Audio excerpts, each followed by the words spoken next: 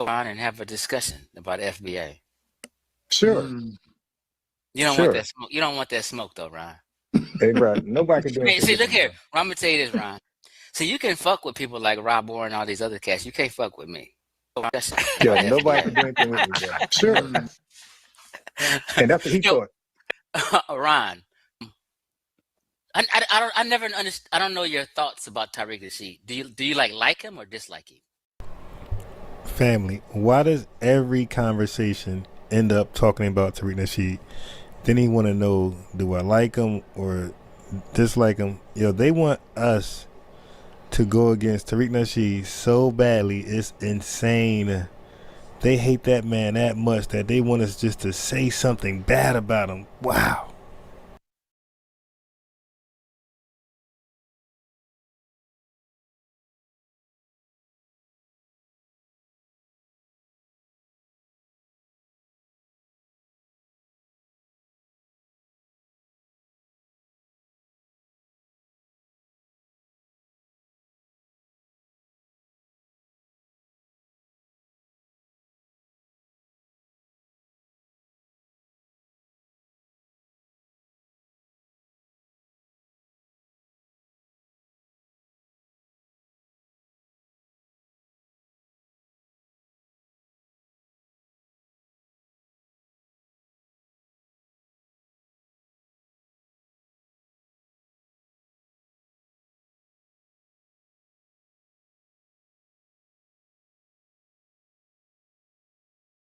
So you are leaving it open that some was possibly here before the slave trade.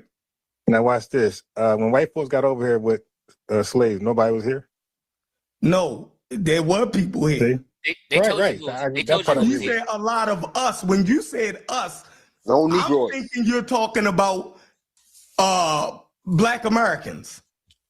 Right. Black Americans is everybody who endured U.S. chattel slavery. Are you telling me that people that was here before white folks got here, you telling me they were not thrown, some of them weren't thrown in U.S. chattel slavery? Bro, no, that ain't the same. That's not the same thing. We're talking about Black Americans. Hey family, is it me or the Caribbean dude won't let me finish? He's chiming in. I'm trying to let the guy know that there are no Black Americans in 1600. Okay, we became black when we called ourselves black. Endonym. Okay, and that was during the 1960s. Around that time, we called ourselves black and we had our own definition. Had nothing to do with color. So prior to then, we were called Negroes, colored, and white folks would sometimes call us black as a derogatory descriptor, adjective, not like how we called ourselves black in the 60s as a proper noun. Okay, but the Caribbean dude will not relax and let me explain while I'm supposed to be explaining. This was my time to explain. Get a couple words in and I'm cut off. Right. Okay. So now, yeah, Black Americans. So now you being tricky. So family, here comes the framing. Okay, they want to frame me as somebody playing semantics, being tricky. He won't even let me explain the Black American thing. All right, now this is done intentionally because he called my show before, and I went over this already. I played it. You guys heard it. All right. So this is being done purposely. They trying to have me look a certain way in front of their viewers, and I'm not going to stand for it. No, Black Americans are people who share the same ethnogenesis. Cooking, chef. Did y'all hear me clearly say black people are people who share the same ethnogenesis? It's not who you think it is, man. My guy, I'm trying to let them know who are considered black people today. It's not just what you think it is. It's not just the people who came on slave ships. He keep thinking that. He keep thinking only people of African descent are grouped as Black Americans. And I'm saying, no, there were some Native Americans that were thrown into U.S. chattel slavery, and they endure. We endure. They are also considered foundational Black Americans. Quick reminder, we don't use black as a descriptor or an adjective. We use it to describe our entire ethnogenesis. So yes, if you were here before slave ships and you endured U.S. chattel slavery, you're black, meaning you endured, you're going through the ethnogenesis experience. I'm trying to explain this to the Caribbean guy, but he won't let me finish. Yeah, that's impossible. That's impossible. So hold on. Black Americans are here because of the transatlantic slave trade. No. Black Americans are people who experienced the same ethnogenesis, starting with U.S. chattel slavery. Where in the United States? Okay, what I'm saying is, if a slave ship came over here with people to the United States, right here, and if somebody did not go through U.S. chattel slavery, let's say they got shipped to Jamaica or Brazil afterwards. No, I said the United States. We're talking about Black Americans. We're not talking about Brazil or the Caribbean. Right. So the Caribbean man keeps saying we got dropped off in the United States. So I attempted to say, bro, what are you talking about? That's why I just said here. Like, I'm not agreeing with that because there was no United States in the 1600s, man. Like, what are we doing? I'm trying to dude, you got this doctrine in your head because you guys don't understand the ethnogenesis. It's okay. I'm trying to work with these guys. What will FBA be? Is FBA Brazilians? Real quick, Ron Chef. Yeah. Ron, I'm definitely not getting it. No, hold on, Chef. Hold on, Chef and Ron. Call in. I put my head down. We right here. We having a discussion now. Chef, hold on. So he claims he's not getting it. I said call in. When I said that I'm talking about my show, he said, no, we're having it here right now. Well, dude, we're not having it. You're cutting me off. The host is cutting me off.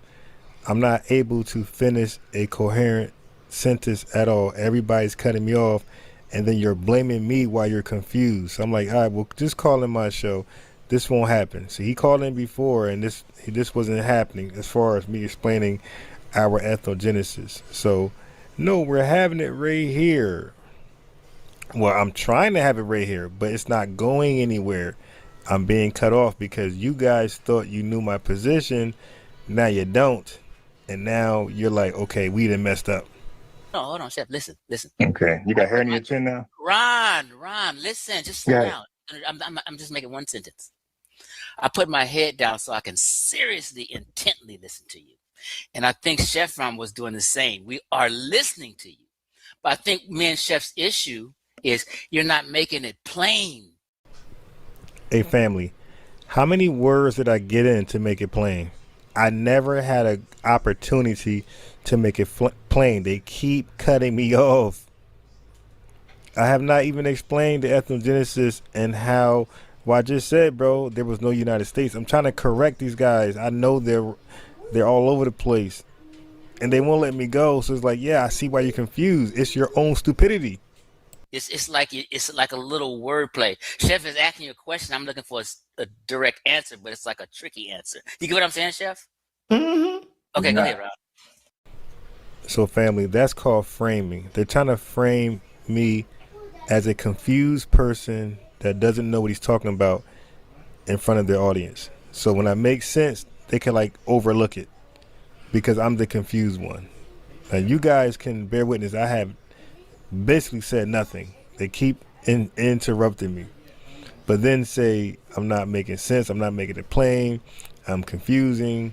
Okay, this is a weak tactic. But don't worry, I'm going to eventually have time to talk and explain, and they're going to be quiet like filthy mice. Okay. Go ahead. So explain. There is no United States in the 1600s, my guy. We know that. We just saying here. He keeps saying that. Let's start right there. No, he's just talking about what we call today United States of America. That's all. He's saying. You gotta be mad. You gotta be precise because what I'm saying is that these the Liberians are not FBAs, even though they were in this country, even though it was part of the U.S. Even though they went through some of U.S. chattel slavery. I think you're changing his question though. Exactly. No, I'm pointing out something. I'm going back. I'm saying people who came over here on slave ships, if they got dropped off of here, like let's say 1600s, and then let's say they got shipped off to Haiti or Brazil, that person, even though he came on a slave ship from Africa, dropped off here first, will stay here temporarily first, and then went somewhere else, that person is not FBA. So if an indigenous Indian, whatever you want to call them, was here already, and that person was thrown into U.S. chattel slavery, that Indian was here before U.S. slave ships. I'm saying, lack of better words, Indian. Okay, but and that Indian was, yeah. Pause real quick, and I want you to continue. Family, can we be honest? I can't even explain it. They're cutting in and they're complaining about being confused. Can I finish and then you guys can say, okay, I don't get it. I have a question. I'm not even done. Okay, this is, they're doing this on purpose. Mm-hmm. When you say that, in people's mind listening, when you say thrown into chattel slavery, right? Are you trying to say that they were Native Americans and Amerindians in the cotton fields with us picking cotton? What I'm saying is, wait, hold on. Wait, let's make this right. Are you saying? Now listen to what I'm saying. Listen to what I'm saying. You're saying they were thrown into chattel slavery with us, right? Meaning, if they're with us in chattel slavery together, that means we would be in the cotton fields, in the sugarcane fields together. I don't recall Native Americans picking cotton in the antebellum. They don't got it with us. Do you, Sheffreen? They don't got to be right side, because when you talk about freedmen, right? You had people. This is why I'm gonna cook you when I come on. Okay. Go ahead. Everybody says that, and nobody leaves looking smart. He's cooking you now. Okay, so I don't know how they're using the word cooking. They're asking me to explain something. They're cutting me off from explaining it, and the Caribbean guy calls that I'm being cooked. He is. What's going to be by your difference? logic? I'm quoting your logic directly. Yo, bring this guy with you, Chief. All right. No, we So right now, here, right now. Go ahead, make your point. Right. What I'm saying is, I don't know the exact role of what they were doing. I'm saying if they were grouped up, thrown into any type of slavery, U.S. chattel slavery, whether it's picking cotton, tobacco, rice, railroads, whatever they had them doing, and they stayed there, and they were reclassified, and they stayed there, and they got descendants that go from there all the way to now. That is what we call FBA. So you don't have to necessarily be from a slave ship. If you share the same history, culture, experiences, all those things with us, that's what make you FBA. Family, you can't make it more plain than that. Okay, if you're still confused, then maybe you ate too much lead paint in Baltimore City. That was so confusing. That's what. Okay, so you got to go read an. You just made that up. Okay, listen. Let me say it. Keep in mind, the Caribbean guy was on my show already. He got embarrassed and cooked.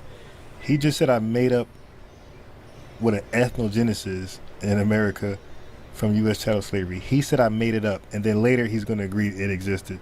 He's a weirdo. Let me take this angle with you. For instance, I'm gonna be real quick, and then Chef can go, whatever. Ron. Yes, sir. They weren't doing anything with us, is my claim. They don't have to go. They don't have to be. Okay. Okay. Well, you said that. You know so what? You know what? You want to change what you said? Then I can argue. No. So just to be clear, my position is very clear that the Native Americans, Black Indians, whatever you want to call them, indigenous peoples of America, were thrown in slavery. Some of them were thrown in slavery with folks who came off the slave ships. You heard a brother say he don't agree with that. They don't agree with that. They believe that we were the only people enslaved in America. Nobody was thrown in with us. Nobody was grouped in with us. That's their position. Once I debunked them, watch how they change gears and never acknowledge it. No. Or were they No. were they in the African American schools with No. us? Because I got the No. images. No. They're doing hard work. Okay, They're so doing they wasn't with physical. us. If they wasn't in the cotton field with us, they didn't go to our same schools. They Okay, so wasn't you're with saying us. no. Okay, And if good. they had Thank you. So now I laws, got you. if they had Oh shit. laws, if they had laws where they weren't supposed to have sex with their slaves, if Cherokee had a slave, they wasn't supposed to have sex with their slave. That's in their bylaws. So they wasn't with us in the sense you're saying. That's what I'm asking you. Want to take it back? I'm trying to give you an out. No, I don't. I'm Okay, 10 toes. go ahead. I'm gonna be quiet. Stop taking that shit back. Okay, cool. So I got this for you guys. Simple Google research. Anybody can do. That's why I was like kind of confused, but y'all not listening to what I'm saying and changing my talking points. I'm not taking nothing back. All right, hold on. So this was a simple, quick Google search. Why he doing? Okay. Chief, what are y'all talking about, Chief X, right now? What are y'all talking about specifically right now, Chief X? We keep looking, brother. I just want to ask you this real quick. What are y'all? I'm kind of lost. I think unbiased Ron is saying that Native Americans were in chattel slavery. So in that context, he can group them or with us, or say that they are part of foundational Black Americans. Our ethnogenesis. So here we go. No, he so said it says we said they was in chattel slavery with us. That's the key well, word. Okay, look, I got it. So the bottom line is this: they went through the same ethnogenesis that we went through. Watch this. It says Define that. I don't know. Define ethnogenesis. I got it. I don't know. So let me start here first. So let me go to some research. Google search. It's the beginning of your ethnic group. So family, did y'all peep that out? Now the Caribbean guy understands what an ethnogenesis is miraculously. When he just earlier said I made it up. When I went to describe that we are part of the same ethnic group, when I say we, I'm saying people came over in slave ships. We're part of the same ethnic group as those who were here already, the natives who were here already and were thrown into slavery. Those who were thrown. This don't apply to everybody. This don't apply to everybody, but those who were thrown into slavery. We both share the same ethnic group. I tried to explain that earlier. The Caribbean guy said I made it up, and now he's going to define ethnogenesis. This is unbelievable. Then he can't even explain it. Ethnic. Ethno people, ethnic people, beginning. And Genesis mean beginning. Right. It's the beginning of a new social group. Right. All right, here we go. Okay, so repeat the word, say it in the senses you said it again. It's the beginning of your specific ethnic group. The origin, the beginning of your ethnic group. Now I got that. Like Black Americans. Okay, now Ron, slow down. So it says intermarriages with Native Americans and Blacks, right? It says because Africans and Native Americans were sometimes enslaved together. I'm kind of confused here. They lived, worked, resisted, and had families together. You see mixed descent categories in some records. Mulatto, Muskie, whatever, Indian Negro, etc. Some Black Indians, this is what it's saying, some Black Indians, Afro-Indigenous families trace back to this era where Native and African people were enslaved in the same household, plantation, and formed kinship. So yes, there were people who were both indigenous and African by blood, and they and their kin could be enslaved exactly like other Black people. So family, I just proved that the natives, right, Americans, the indigenous Americans, indigenous people of America, however you want to term them, I clearly just proved that they were enslaved right along with us, that both of these weirdos act like they never heard of before. Just like the other weirdos, like they act like they never heard of a transatlantic slave trade where Africans sold us. Okay, West African sold us. People from modern Ghana sold us. Benin, the Ivory Coast, what they call it. All right, they want to deny that. So these weirdos, family, they like to deny recent history just to make us look like we don't know what we're talking about. Now watch this. They're not going to, now I just debunked both of them with an easy Googleable source. They're not going to respond to it at all. They're going to do a revenue. They're going to deflect and run somewhere else. Listen. I don't know so hard about that. It's very hard because I have. Okay. So you said you said the mixed people, African and Native American. Okay, the Native American in them, that Native American parent is indigenous, but that African parent isn't indigenous. Were they together? The Native American and the slave black? Did they live together or no? They met in them lands because one of the ancestors. Oh, so they came together. So family, I clearly hid it out and pointed out, oh, so they came together. So now the guy, the host, he now admits they met up with them all of a sudden. Before, my position is they never met with each other. I have the law of the schools. Now all of a sudden, oh yeah, they met with each other. Family, why? Yo, they want to stop delineation that badly. And by the way, I mean, this is just ridiculous. No. I'm saying the black person, the Africans' ancestors came from Africa on a boat. They're indigenous to Western Central Africa. The Native American parent is indigenous to America. What's so hard about that? Family, what did he say to debunk the fact that I read that we, who know we came from slave ships, linked up with the people who were already here in slavery? What did he say? He deflected. This is why they didn't want to come on my channel, because I will hold you accountable. And I went against my New Year's resolution about hopping on other folks' panels. But to be honest, I hopped on his panel because he was talking about how Africans really enslave Africans. And I came over here to like verify that, to piggyback on that, to stamp that, all that. But somehow it got switched to FBA as soon as I got there, like some little FBA trap. Let me take a stab at it, and then I'll let Montoya. Let him answer real quick if you don't mind, Chef, because that's a great question, Chief. I would love to hear his answer to that. What's so hard about that the Native person was indigenous from their parents, and the African was still brought from Western Africa? So what's I think he agrees. I don't see it. Yeah, I don't see the contradiction with that. Right. So that. I'm not saying there's a contradiction. What's No, I agree. So he agrees with that, Chief X. So what are we talking about then? The brother said he agrees with that, Chief X. So what are we talking about? Why are you basically, Chief X? Why are you deflecting? Why you just say some random babble? Why not address the fact that he debunked you that the natives in U.S. and America were enslaved with those who came on slave ships? Why not address that? Why deflect? That's what the brother just said. Now Chief X ain't done deflecting. He's gonna deflect more, act like he's just so confused. Okay, so he's flip-flopping right now because I just said I agree. I know you're gonna agree because I'm not gonna make no point that you can't agree with. I'm gonna make a sound. I never said nothing. I never said nothing of the opposite. No. Right. I can repeat what you said before I gave that answer just now. Go ahead. It's on record. Go ahead, Chef. All right. So when you call into tomorrow, just click it. All right. Let me take a stab at it.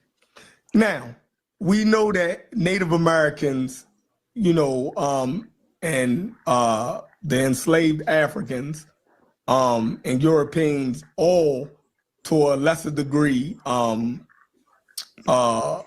mixed with each other, or miscegenation happened between those three groups. Absolutely. All right, fine.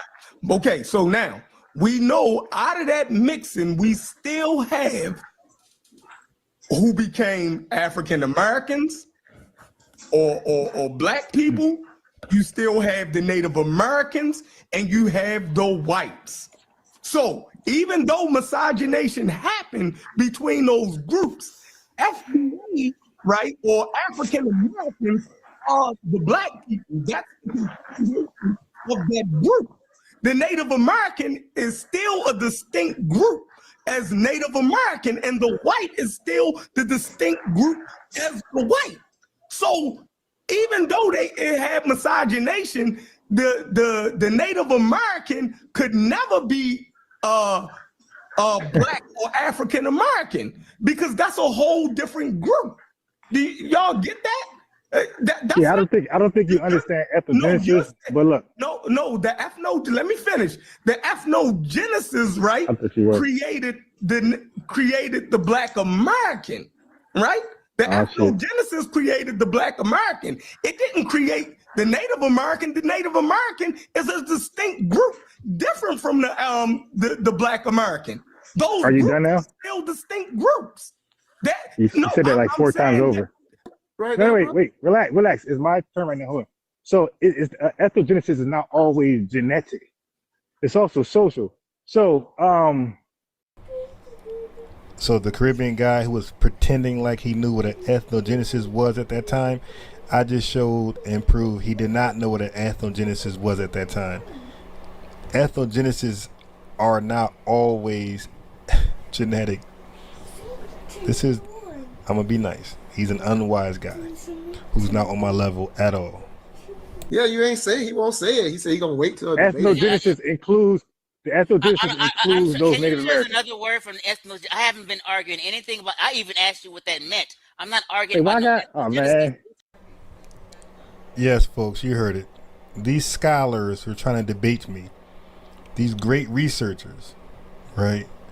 These Masi clan warriors, pseudo killers, need me to explain what an ethnogenesis is while they're debating FBA talking points. This is ridiculous. You want to talk about unprepared?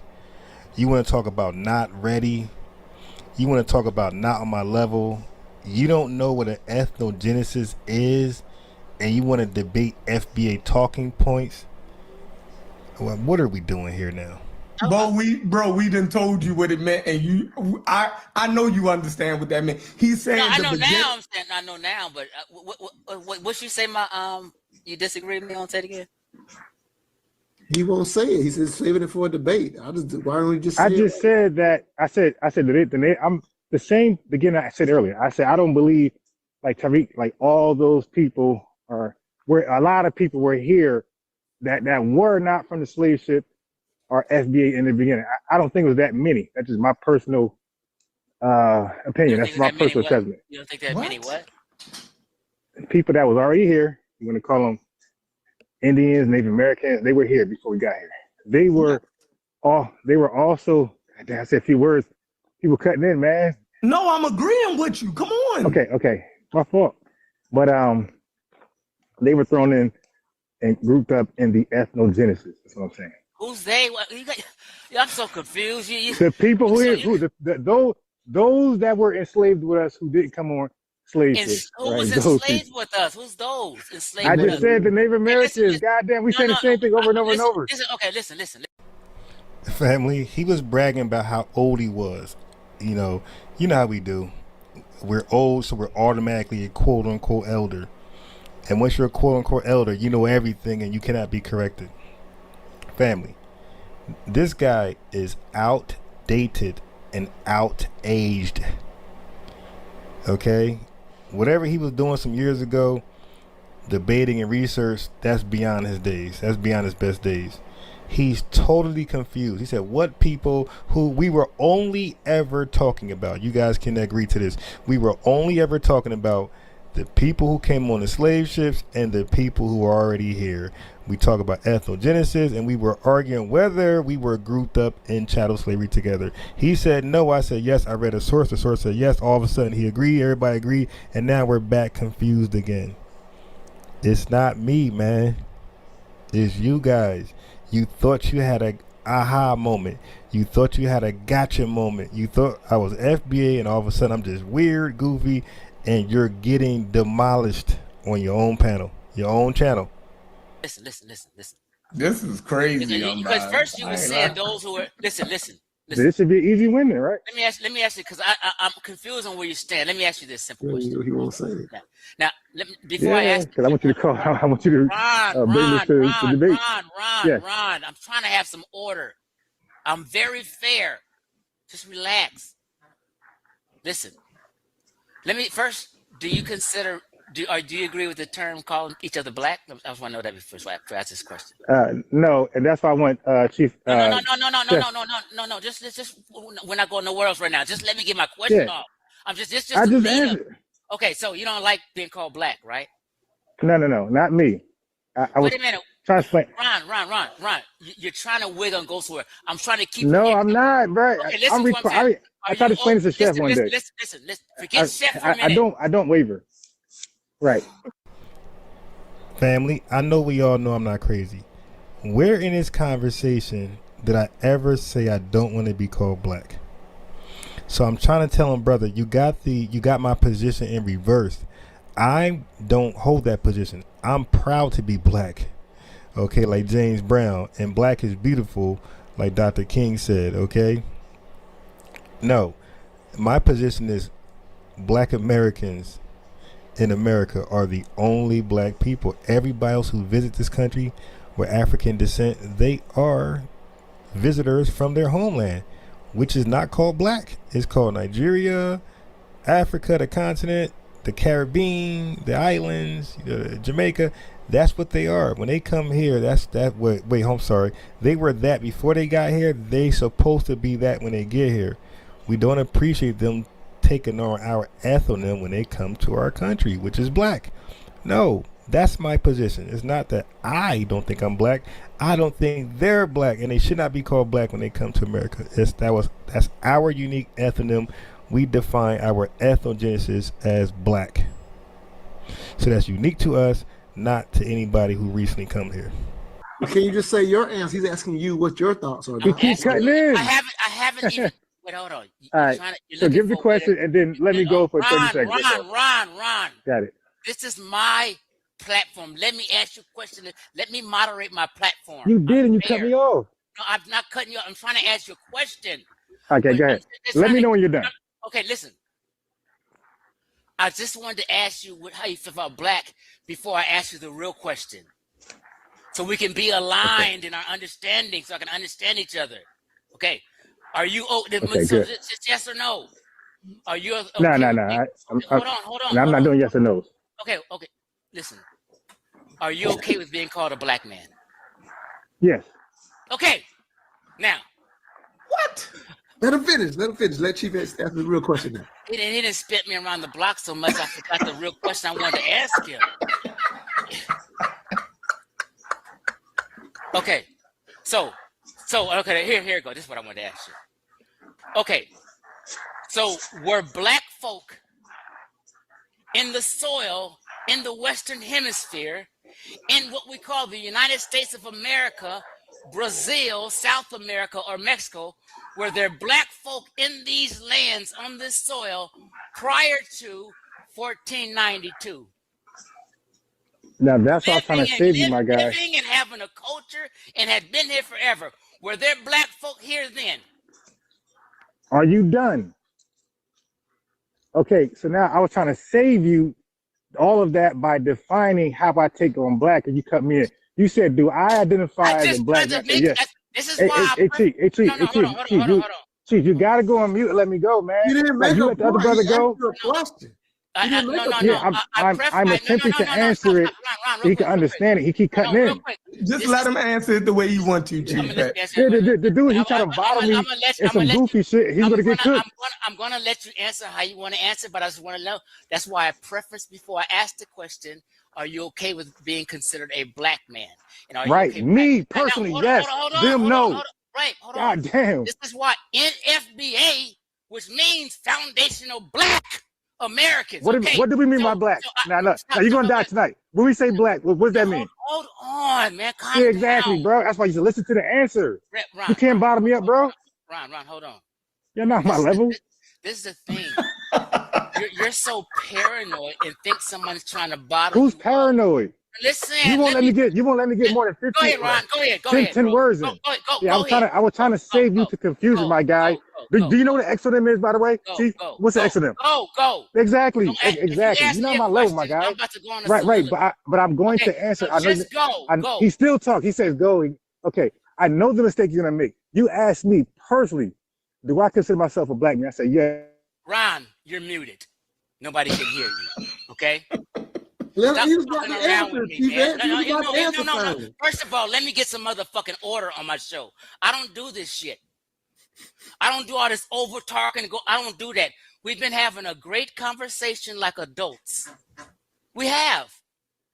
It didn't get out of control until Ron got to being tricky and playing games. I'm 56. I'm not playing with niggas no more. I don't have the tolerance as a grandpa no more. So let me just stop this right here.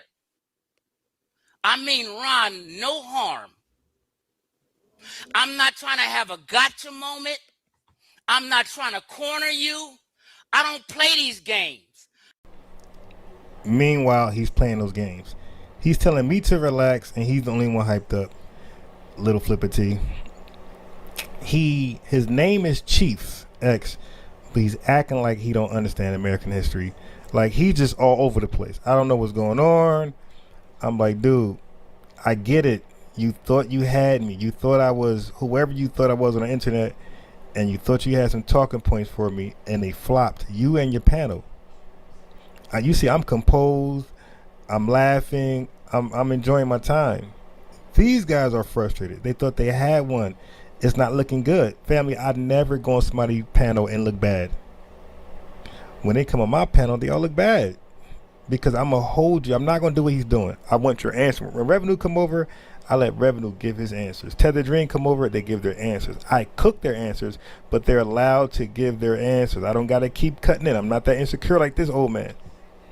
I let folks, state their position. And then if it's right, I agree with it. If it's wrong, I'm going to disagree and give an argument against it. Real simple. I'm trying to have an adult conversation so I can understand and respond properly. I preference with black. FBA has black. Clearly you guys must do, but sometimes you seem like you're not okay with being black, depending on the fucking type of conversation we're having. Like when you mixing and matching us being enslaved together in black and the ethnogenesis and families mixed and half was Mexican, you confusing people and trying to wiggle. Okay, so I'm just saying, it's just a simple question, Ron. It's not a game. Calm down, bro. We're just talking. I got love for you. Relax. You don't have to do all that. I keep telling you over and over, I got one sentence and you can go. Even I said, fuck it. Just go. Just go. That wasn't enough.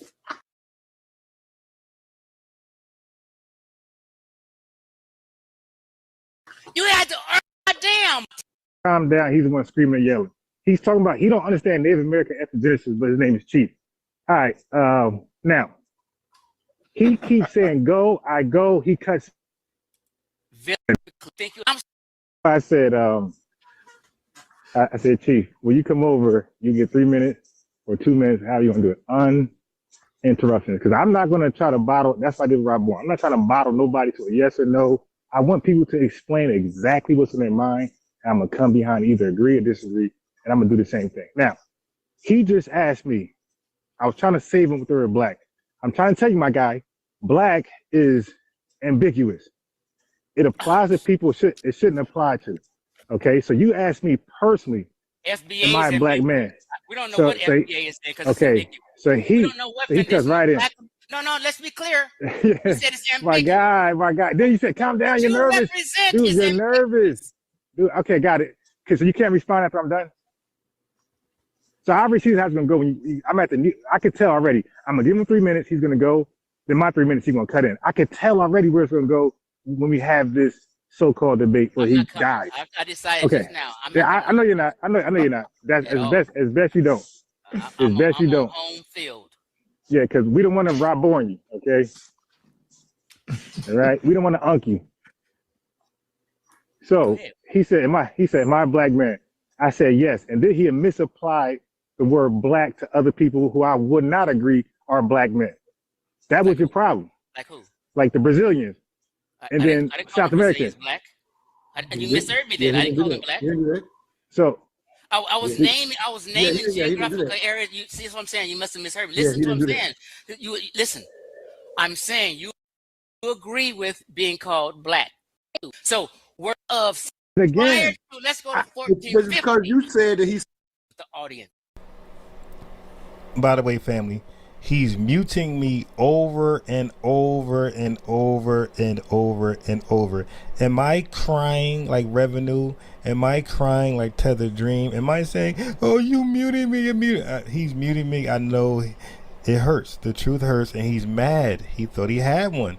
He learned a valuable lesson. But the bottom line, family, in all seriousness, he's muting me. Midway talking. Now, I don't know I'm muted. I'm just talking. I'm on StreamYard. I'm looking down. I'm on mute. Like, oh, wow, I'm talking, but I'm on mute. He's the whole show. He just kept muting me. To 14. And then saying 1450 blacks. There's nobody black the way I call myself black in 1450. You keep cutting in. You're insecure and you're unhinged. I was trying to give you how I. He kept muting me, bro. Was my goat? Kept muting me. Go ahead, keep going. And this was your confusion when I was trying to explain to you about the Sudan people, right? This was your confusion on the call that day, and like you was like, can you answer the question, please? Don't focus on Chef. I got it. Look, you should be on mute while I go in. Okay. It's really nothing to go in about. We're black. Does not black. A black man is not somebody who's necessarily just dark. It's not, and we don't use it as a descriptor. We use black as a. The music artist Prince is not dark. So see, I'm trying to explain how. The music artist Prince is pale as hell. Just let him go. Just let him go. Yeah, he don't even want to understand.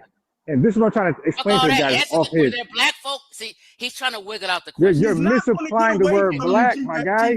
I promise you, he's not gonna get away from you. Okay, go ahead. Yeah, he's misapplying the word black, bro. Foundation Black Americans. We're not black as an adjective. We're not describing the way we look. And it's not an exonym. Somebody didn't call us this. We took on that definition, like the Sudanese people.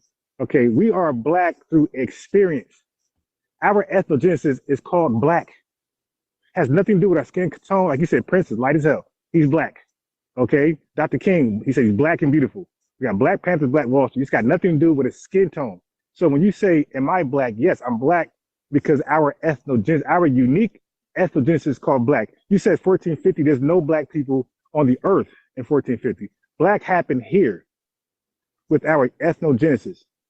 So you say, am I black? I say yes. When you start applying to other people who didn't go through our ethnogenesis, none of those people are black. That word is being thrown around, it's misapplied. Okay, so I got you now. Yeah. I got you. You know, I said I'm not gonna let my blood pressure get all high no more. You know what I mean? Yeah, man, it's okay. Hold on, Ron. I'm talking. I said I'm not gonna let my blood pressure get all high. I'm saying I got you and I'm done because I just got it. Yeah. There's no way we will come to any kind of conclusion or clarity on this argument. Is because you're going to continue playing semantics, and it's going to be cloudy and muddy. And I clearly seen it when you gave that answer. You got to look at your grammar, bro. Ron, but I didn't interrupt you. I'm gonna be 2 sentences and done. Trust me. I keep telling you that.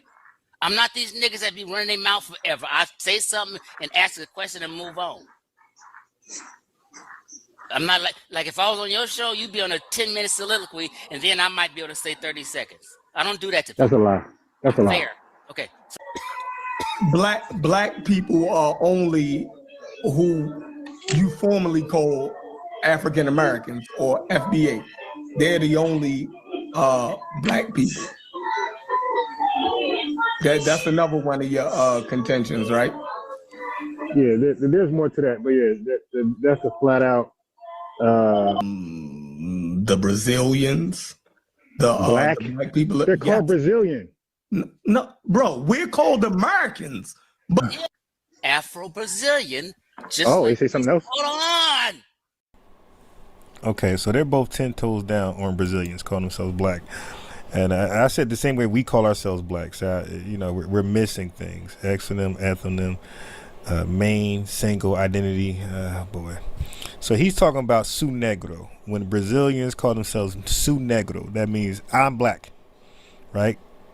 Okay. Now, that word su negro, that chant su negro, that never became their single default ethnonym like black did for us in America.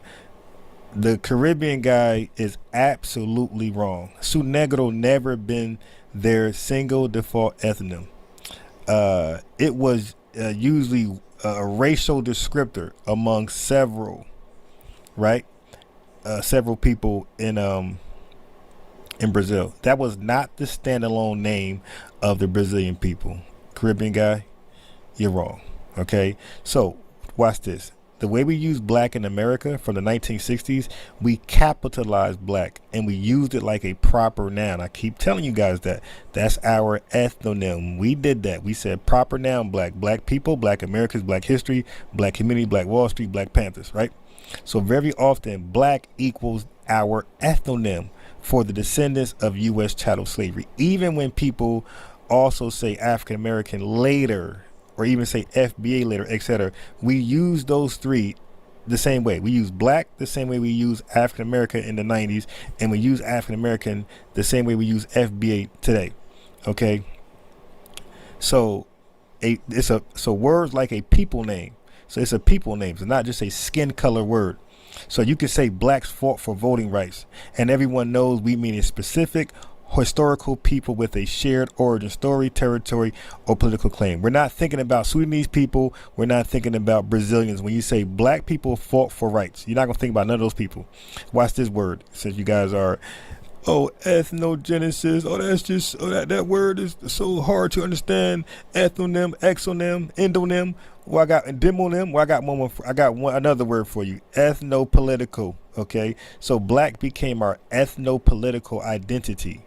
It was used as a rallying banner for civil rights, black power, black studies, black beauty, black arts, black nationalism, black reparations, black, y'all. So black for us was everything in one. So it behaves like the name of a nation people, like Haitian, like Irish, or Irishman, or a Italian man, or German man. That's how black operates for us. But now look how the Brazilian used it. Brazilian used black. Preto means black, dark. Parado, brown, mixed. Branco, kind of like Spanish. Bronco instead of Blanco is white. Okay.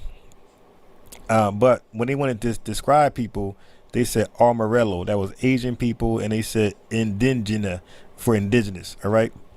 So Moreno, Morenjo, Mulatto, Negro, Criolla. Okay, some affectionate, some slurs, depending on the context. All right, but most of these are color. They are color appearance labels first. Caribbean guy, when they use it, it's a color appearance label first. Okay, so that's it. Not that they are one in the single name U.S. sense the way we use it. Okay, so you did bad research trying to have a rebuttal for me. You're done. Okay, so from the 1970s, now watch this. This is after us. Now they use negro as a political use after us, after 1960s. So let me help you out, Caribbean guy. From the 1970s onward, the Brazilians, they had this little movement, is the Movimento Negro, right, that they push, and they use negro as a political term for all people of African descent in Brazil. So both preto and pardo. So you see phrases like povo negro, black people. You see what's this on my screen? You see populaco, okay, negra, black population. You see Consciencia Negra, Black Consciousness Day. Okay, so activists would say su negro. Activists of Brazil would say su negro as a conscious political stance against whitening, colorism, and racial democracy lies, right? That's the closest thing to U.S. style black as political identity. But there are some differences, some important differences, my guy. The big difference, black U.S. versus negro preto Brazil. Okay, so now watch this. One main ethnonym, black, versus many competing labels. They had many competing labels. So for us, black became the main label for our ethnic group. Okay. There was no competition. That was it. So when you say black people, everybody in America, everybody knew who you were talking about. But in Brazil, people call themselves preto, pardo, negro, moreno, or just brasileiro. 1, 2, 3, 4, 5 different names they called themselves. Okay. It was not unanimous like over in America. So watch this. Watch the difference though, Caribbean guy. A very fair-skinned person with African ancestry in Brazil may say pardo or moreno and avoid negro because of stigma or because they've internalized whitening or they don't want to be referred to somebody dark-skinned. So there was never one dominant, universal, accepted single name for the group in everyday life like black for us. You just lied to everybody. Now watch this. In America, we use black as an ethnonym. Brazil uses black as a racial descriptor. I kept trying to save this guy the last time he called in. Okay, we use black with a capital B, and it often functions like an ethnonym. Okay, so you can swap black with black Americans. You got some people who like to swap it with African Americans, but you're still talking about a distinct historical people. Now, what's the difference? Brazil, negro, preto is usually a racial category first. That means broad. We know how that works over here, right? It's broad. It tells you how someone is seen in the racial hierarchy more than which nation within a nation they belong to. The actual people name is still Brazilian, often further broken down by region, Biano, Carioca, etc. Not black as a nation. Okay? So you embarrass yourself. Now watch this. Black and African American in America are used in civil rights law, court cases, and policy as categories tied to a specific historical harm, which is slavery, Jim Crow, redlining. That's why black in the U.S. has strong reparations, legal claim weight, my guy. Brazil uses preto plus pardo, and that equals negro in official stats. Now, to measure inequality and implement affirmative action, quotas, universities, public service, etc., but it's still fundamentally a race color inequality frame. Is not this single ethno nation with a unified reparations claim against the Brazilian states going back to a defined period of chattel slavery. All right, so black in America is increasingly understood as descendants of U.S. chattel slavery. That's one standalone lane for the entire ethnic group. There's no confusion. It's a lineage claim also, even when people also include Caribbean, African immigrants in some context, which they're not included. Like these guys are part of the race that was added later. But Brazil, almost all darker Brazilians are descended from enslaved Africans somewhere in the tree. But the discourse rarely draws lineage lines like descendants of U.S. chattel slavery versus new immigrants. Everybody become a Brazilian. It's usually negro versus brancos. You feel me? So you see that? So it's usually black versus white. So if people come over there dark skinned, they're jumped into the group called negro, even though they might not have those Brazilian slave lineages ties. They're thrown in a racial broad term group called negro. Okay? That is not a specific lineage necessarily inside the Brazilian nation with a distinct name. That's a broad name, okay? So with us, you see Black Lives Matter, Black Studies, Black Feminism, Black Church, etc. It behaves like you're naming a capital B people, proper noun, by the way. But Brazil, even when capitalized in titles like Movimento Negro, in the language itself, negro is grammatically a common adjective now, like black person. You see, it describes somebody. It don't stand alone and doesn't fully function as a national people name the way black does in English. I try to save this guy. So black in Brazil, negro, whatever you want to use, it never became the primary everyday ethnonym for the mass of African descendant Brazilians the way black did here in the U.S. Everyday Brazilians still juggle multiple color terms, and the core people name remains Brazilian, not black, as a distinct people within a people with its own broad consensus label. Okay, so black Americans, we use black as the main standalone ethnonym and proper noun identity. We are black is pretty unique. Okay, we are black power. In Brazil, negro, preto is, it's powerful in their political movement spaces, but out in the wild, it stays closer to a race color descriptor than a universally accepted people name like Black American. I tried to save that clown, but he kept going. Now look at you. You look goofy, Caribbean guy. No, you're not black. You're wherever your island is from, my guy, or your country in Africa. But just to recap, they ran from Native Americans being enslaved with us, therefore part of our ethnogenesis. They just dodged that wholesale. They decided to deflect, talk about other things, and then say, I'm the one starting confusion. What is this? So we down here. Where is it? You said there's a rendition. Where is it at? Right here. I told you tighten up. In there is the case of Abadali versus the United States, using the same logic about Native Americans and Japanese got reparations, but we did not. Now let's look at it. This is real simple for you to see. The breach of the common law trust relationship between the United States and African Americans as a standard right to reparations, right? So we're gonna go down to right here, hold on.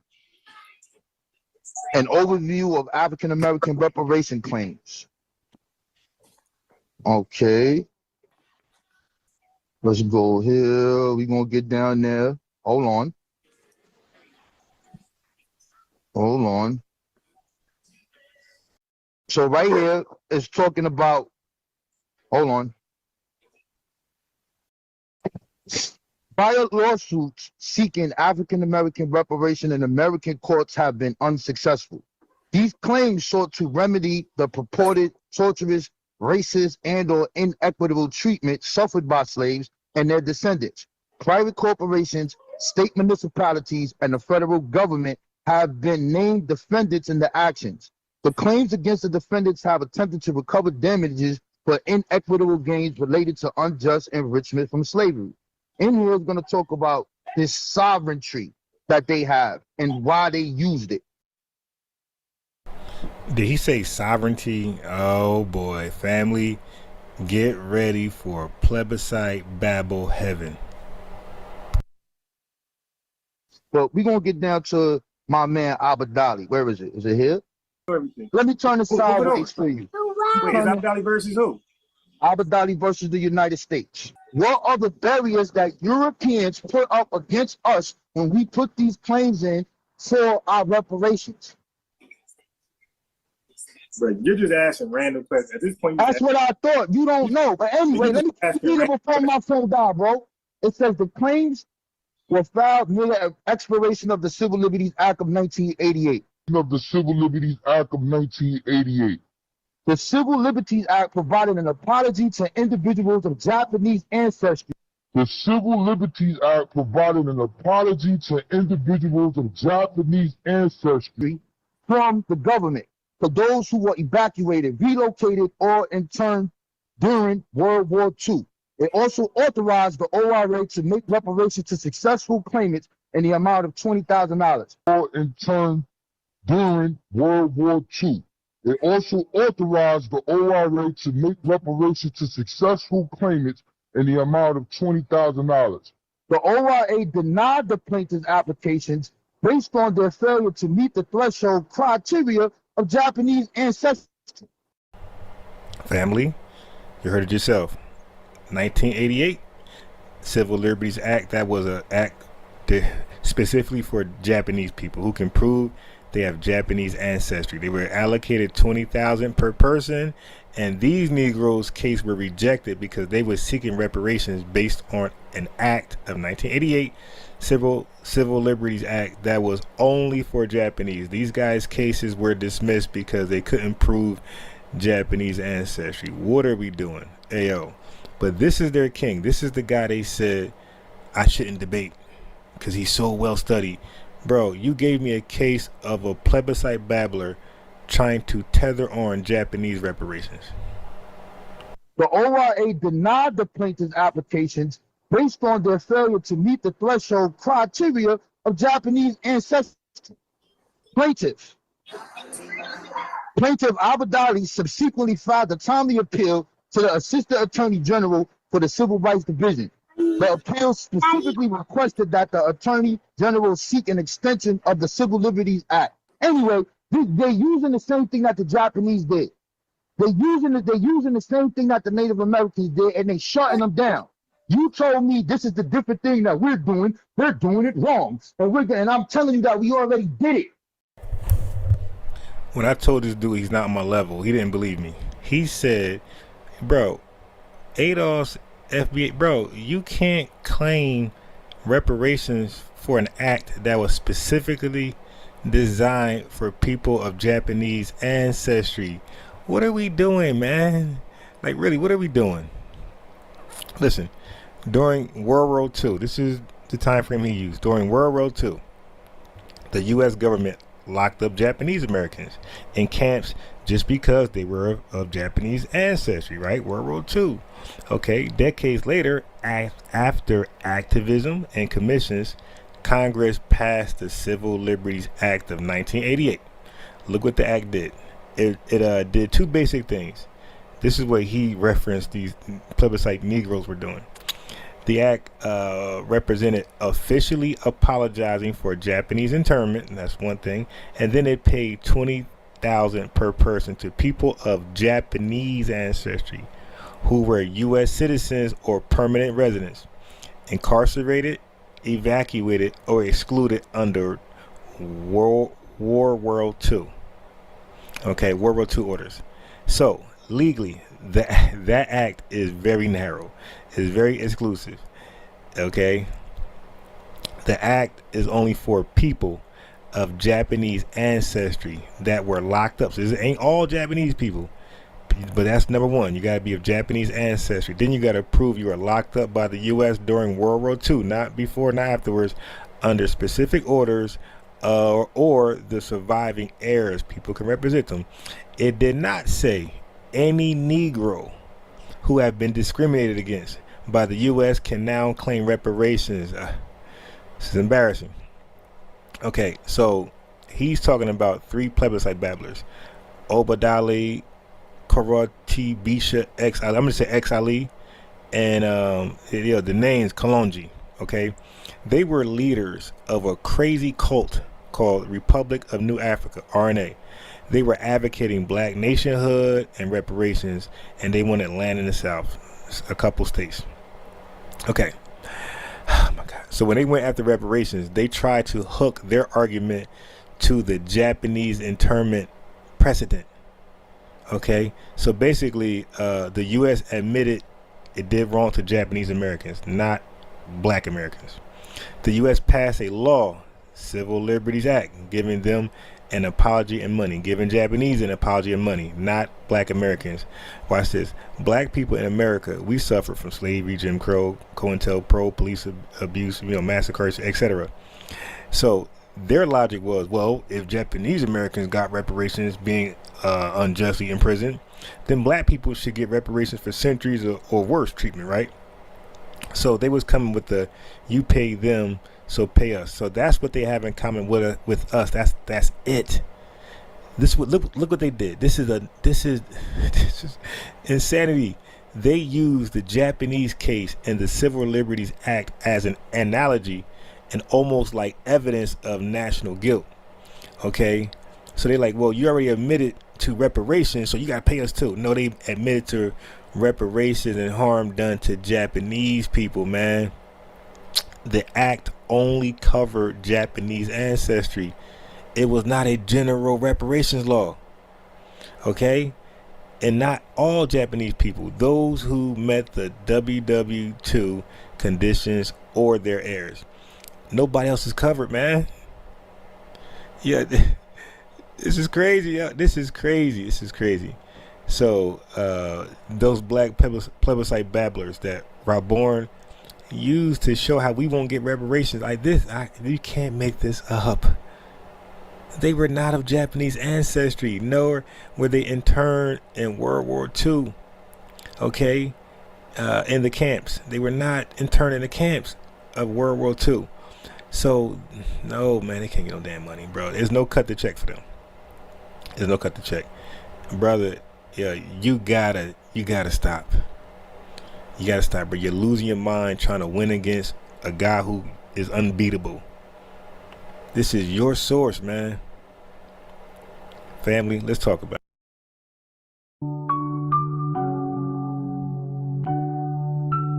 Okay. Yeah.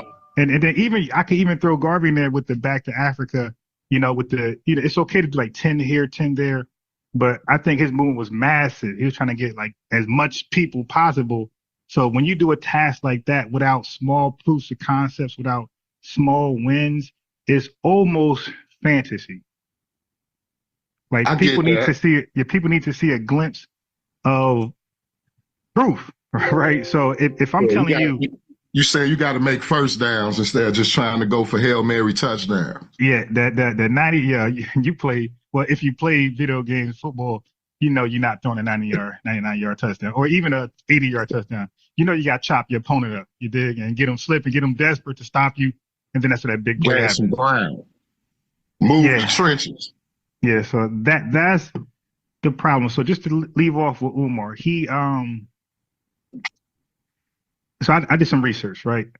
So in Philly, they already got successful charter schools in Philly that's doing great, opposed from what Umar said they couldn't do, because he early in his career, he had a huge problem with charter schools, and he was lying about what they can do and what they can't do. So you have a bunch of charter schools right in Philly, his backyard, that is great, successful. A lot of kids' graduation rate is off the hook. Like, these kids are phenomenal. Okay, this sister, I think her name was Joyner. She did some speeches on her school some like 10, 12, 13 years ago. During the time at the height of Umar. So there's no way, I think her school's called the Science Mathematics Academy, something like that. There's no way he didn't hear about it. Okay, it was a big successful school. And Philly, she was a black principal, and everything Umar wanted to do, she just did, right? So to not join up with people like that, or at least understand like the blueprint, just to freestyle on your own and start a university is bananas, right? Because you don't even know how to manage 12 kids. Like, dude, you're a clinical school psychologist, my boy. Like, you're handling one student at a time. So now we got 12, right? And we got 15 or 100, and these are all different levels. These are all second graders, third graders, whatever. They're all different levels. That's hard to just put together. And again, watch this. Most of his finances come from fundings, right? Like donations, and right? I would suppose so. Yeah, because he has no other way to generate income. Like, he's been asking for donations for like the last 14 some years. So all of his money has been coming, even every project he needs done, every task he needs done with the school, he's been asking for donations. Okay, so now here's the problem. Well, for $1 to ask for donations for decades too, that don't mean that he broke. That's not my problem. That's not my issue. Well, for one, brother, in business, you never put your own money in your business, because that means your business is a failure. It has to generate its own money, right? The product and service is supposed to keep it afloat. If you put your money in your own business, it's garbage, right? It's just. But you have seed money, startup. Right? Don't take startups out of the picture, because you do have startups who get seed money or do cash, and it's a lot of cash contributions when people formulate LLCs as well, right? Yeah, but that's not ideal. The reason why we do that is because we don't get loans. So if you look at the stats, Black people fund their own business out of their personal finances more than anybody in this country, right? So we are a red line, right? So that's why we do it, but we would rather not do it that way. We would rather get a loan like everybody else, and gamble with somebody else's money. So anyway, the reason why I brought that up is I was saying, bro, if you're relying on donations to fund your project, how are you going to pay for staff? Are they going to volunteer for a couple years before? Because schools, like the business, it's going to take time to get money, and it's going to take a long process before you could pay people. Wasn't he creating a private school though? Okay. But still, how are you going to get money to pay your staff? How do private schools get money to pay their staff? Well, he's operating independently, right? So however they seek their money, and he's so secretive. Okay. All right, now watch this. So that he's at ground zero, right? So the school is right. Okay. So right now he's asking for resumes, right? Okay, let's say if I'm a qualified teacher, right? Whatever I do, I send my resume. What is my salary? Because now I'm over here. I'm probably retired for 2 years. I was probably making, who knows, 50, 60, 80 grand, wherever I was at. I'm a retired teacher. This idea sparked me. I'm interested. Here's my resume. Right. How much you paying me? Hopefully it'll be something that's comparable. I mean, so you believe he has something right now? It's in the range of ballpark of what the average is. I don't know what the average is for high school. What I'm saying is, yeah, me either. But what I'm saying is, the way he's set up right now, you believe he has something right now to pay that person? I know that I don't know for more reasons than one. Now, I'm not against him, and I'm not in this fan club either. So even though I'm playing devil's advocate, I'm not, I ain't got no pom-poms nowhere near me at the same time, right? Yeah. So with that disclaimer being said, I don't know what he has in the what they used to call the cubby hole, right? In the shoebox or anything else. If he would be smart, whatever else he has, there would be degrees of anonymity involved. So you can't just look it up, all right? Especially if you're a notable public figure that does controversial things, it would behoove you to have as much anonymity as possible. So for that reason, I don't know what he has. Now, in response to something else you said, I don't know what his business plan is either. Nobody does. He don't even know what it is. And one thing we can't, well, of course, because people might take it and run with it, right? You want to get in the ground. Right, stop. You familiar with business. You know how people run with intellectual property. No. Hey, brother, what he's doing is nothing new, right? Starting a school, the Mormons, the Nation of Islam, bro. There's so many people have done that. There's nothing new, bro. There's nothing secretive. He's going to do that. And again, he's the only one without a proof of concept. So nobody's definitely running with his idea. Okay, I got a question for you. I have a legit question for you, right?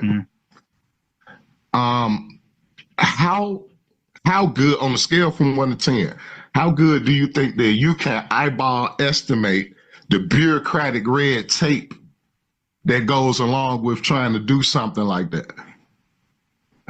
Well, I'm not an expert. I heard you mention a few people he turned down and this or that, but we don't know what other fine print, devil in the detail type of factors that come into play with people's support and patronage. Yeah. So don't you, okay.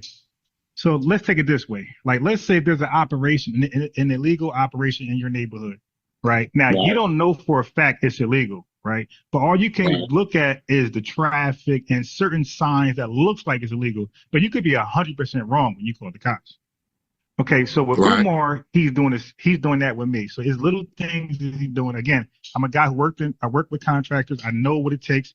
I know what you need, right? Where's this material list? Okay, so and contractors, bro, they already have the HVAC. Bro, they have all that for you. You don't got to do shit. Once you hire a contract, you get out the way, right? You sign off to your materials list, and you give upfront whatever they need. You get out the way. You dig? Right. What the hell are you looking for HVAC scope of work, bid. Right. Yeah. Well, and some, that's the professional way to bid, but that's not how it's done everywhere, though. Like, some people don't even do the bid thing. All right. What? So yeah, but that is the expert professional way, but that's not how it's always done either. Now, he's out there shoveling, right? He's shoveling. He's out there raking. So he's working, right? So this guy is supposed to be in the background, and he's doing the shoveling and the raking, the things that you would think the contractor will have set up. He's doing the plumbing. You would think the contractor will hire a plumber. I work with a contractor, they will hire a plumber, or they will already have connections with a plumber. So the contractor already has connections to all these things you would need. That's why you hire this person, because you could get out the way and they could do what they got to do. Like, you're the overseer, you're signing off, you're nodding your head. That's all you're doing.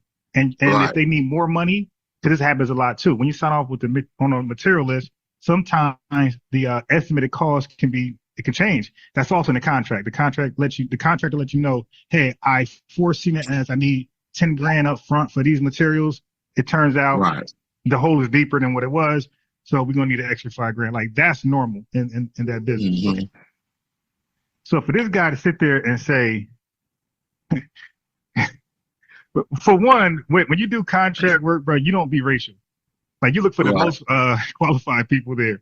Right? You don't wait, hold on, wait. Pause. I gotta pause you out real quick on that one. Because that is true in public. But we also know that it doesn't always translate like that practically, right? You got to explain on that. People have the right to hire who they want to hire. Oh yeah. I'm saying that's not wise. Like you should want to get the job done. If it's Mexicans, if it's Asians, like if they got the 5 stars in the black RBG brother got the 2 stars, you might want to go with the 5 stars, especially when you're dealing with somebody's money. You're dealing with crowdfunding and other folks are investing. So they want the school just built. So now the other more organized ethnic groups do that as well. They're just more successful with it. Like in Chinatown, right? In Chicago, Chinatown. They are so cold with it, right? They make the city of Chicago hire Chinese people in streets and sanitation.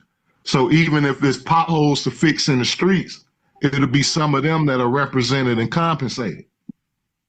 Yeah. And they're not the only ones that do that. We're just late to the party in reference to ethnocentric interests. So I'm from Jersey, and I don't know where you're from, but Jersey, New York is very diverse, right? There's everybody's there. So it's harder to make it racial, like racial it's harder to racialize contracts. It'll be clearly seen because everybody's there. Indian business, there's so much competition. It's so diverse. So everybody has a shot at, these bids and these contracts. It's really hard to make them racial. I'm from Chicago. Okay. It's also very diverse and been mobbed out for a long time as well. Yeah. So I agree with you though, right? I'm not one of those guys that's going to play the we can't do no better role. Right. My self-determination is too high for that. And I'd be damned if I relegate my future to relics of the past. Right. All right. So now, okay. So he's shoveling, he's raking, okay, and he does a lot of exterior work, right? But what I've never seen him do was internal work, and that now for me, right, that's very red flaggish. Okay, you want to prove because when you do external work, that's not even confirmation you even own the school. Because anybody can just rake somebody. How many videos we watch where people cut somebody grass for free? That's because that's what they do every month at this big long landscaping company. So external work, that doesn't show me anything. When he's inside, he could who knows how he got inside, right? But when I see him kicking down walls and stuff like that, if you're trying to convince me you own this school or you got some type of business, in this school, now that's more believable. When you're knocking down walls or you're physically painting, at least I believe, okay, yeah, he's tied to this school one way or another. But the external stuff outside, man. There's a lack of evidence in marketing and promotion, right? That's what you're saying. He's doing a poor job convincing the public that proof of authenticity. Right?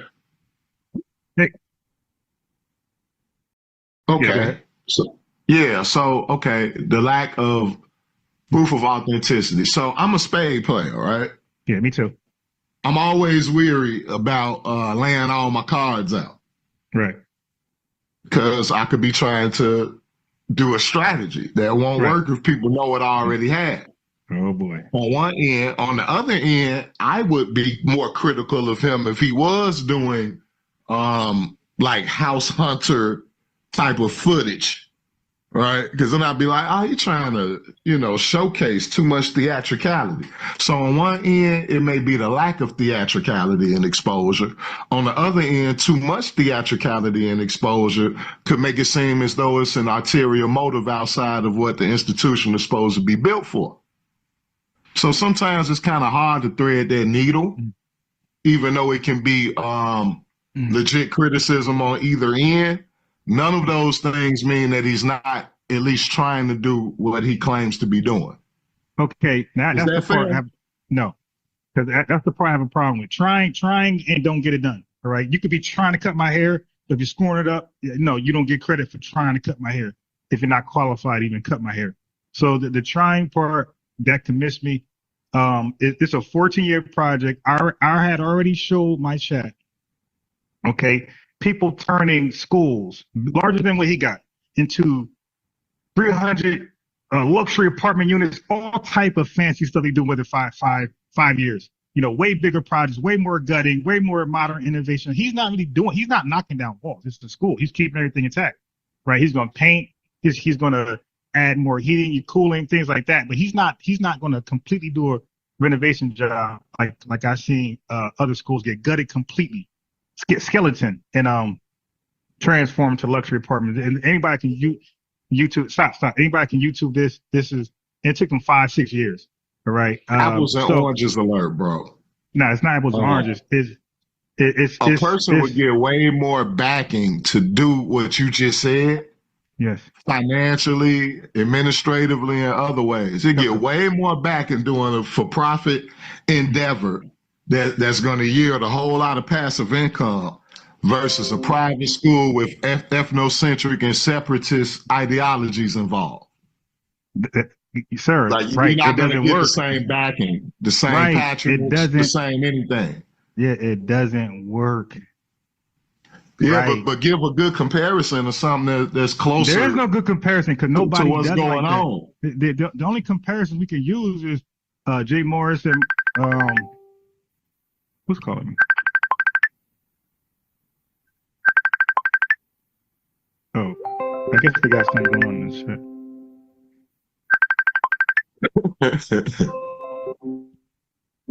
You heard that? Yeah. Oh, my iPads are. All right. Yeah, so like there's no good comparison because it just failed projects that when people try to do it that way, which I call extremist way, like because we can talk about the necessity of such a school, such an idea, which I think is extreme to begin with. Like yeah. Like the idea itself. So is your sentiment for that crossing over into your criticism of his approach? I'm gonna say the idea of a school itself is extreme and was always unnecessary.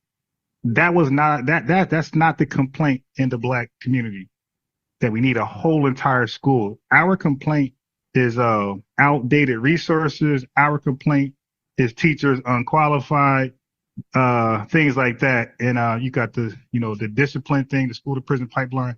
Like our complaint, or the lateness, the truancy. So there are different things we argue about, but getting a whole brand new school is not one of them. So to introduce that idea as a solution was like forced on us. That was not a demand from my community. Wait, you said, okay, to introduce that as a solution. Do you think that he was creating one school as being a solution to our national problem? What is it? Okay, let me ask you this. What is the national it's like problem? You're turning the first down into a touchdown now. No, I don't think there's. What is the national problem? We might disagree on just that. The things you just said, school to prison pipeline, that's the one that was notable to me.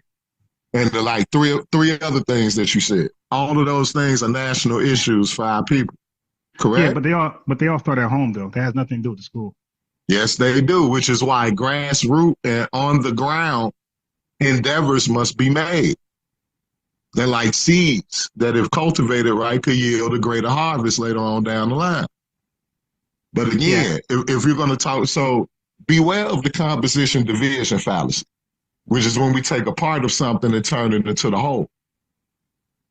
If we're going to do that, either we're going to be on the parts, or we're going to be on the whole. Are we going to transition from the part to the whole, or the whole to the part? But in any way, it'll be contextually succinct. You get what I'm saying?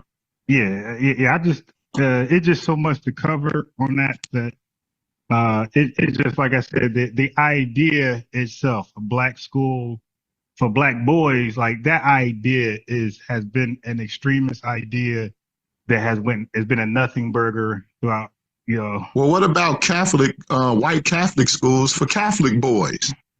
Has that also been a nothing burger over the last century? It's been very successful. That's why we even go there. So what they don't do. So listen what the nothing burger is.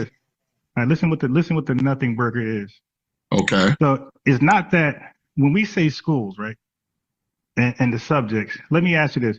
What is the number one subject we believe that we need to like be involved in that's being taught to our youth? Some probably would say science, math and science. At this point, right now in 2025, I would say reading.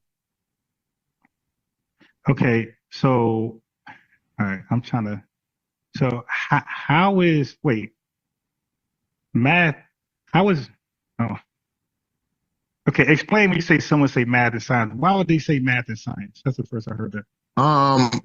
Well, because like STEM, for instance, the ability to create more innovators, more engineers, more people who are technically sound in their contributions to society instead of just entertainment or a few other go-to things. All right, so what do you think Umar's problem was? What do you think his problem was that he felt like, not his problem, but what do you think the problem he pointed out to that we needed a school for? Like, so like, if you could like, if you could just think of some things, like number one, number two, number three, or number one. Yeah, for one, too much state and federal oversight in reference to curriculum and policy. I'll give an example, even though it's in Chicago and it's probably not that extreme over there. In those East Coast blue states, we're probably not too far behind. We have a thing called parental bullying in Illinois, where if a parent says, look, son, I can't tell you how to feel or how to express yourself, but as long as you're in my house, at least as long as till you're 18, I don't want you dressing out in female attire. In Chicago and other places in Illinois, right now as we speak, that could get you fined, your children taken, or even going to jail. You could possibly go to jail for, they call that parental bullying. Okay. That's just an example of the type of things that make Umar and a whole lot of others want to have an educational institution outside of the influence of other agencies. Yeah. See, I don't believe that's like, I think a lot of things we tie to school, like even prisoners, school to prison pipeline. I think a lot of things we say it's a school problem is not a school problem. It's actually a home problem. So what people call the school to prison pipeline, I call it the home to prison pipeline. Okay. It's a lot of things it's a lot of things that's deeply rooted that started in the home that led to, guys.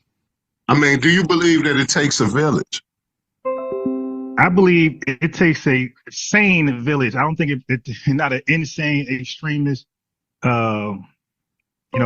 extreme radical village. No matter how. So look, even like in the hood, right? Like inner city hood of Chicago, the village birthed more killers and more drug dealers, right? So it still took a village to raise a child. It depends on the contributions and the input of the people in the village, what type of children they raise.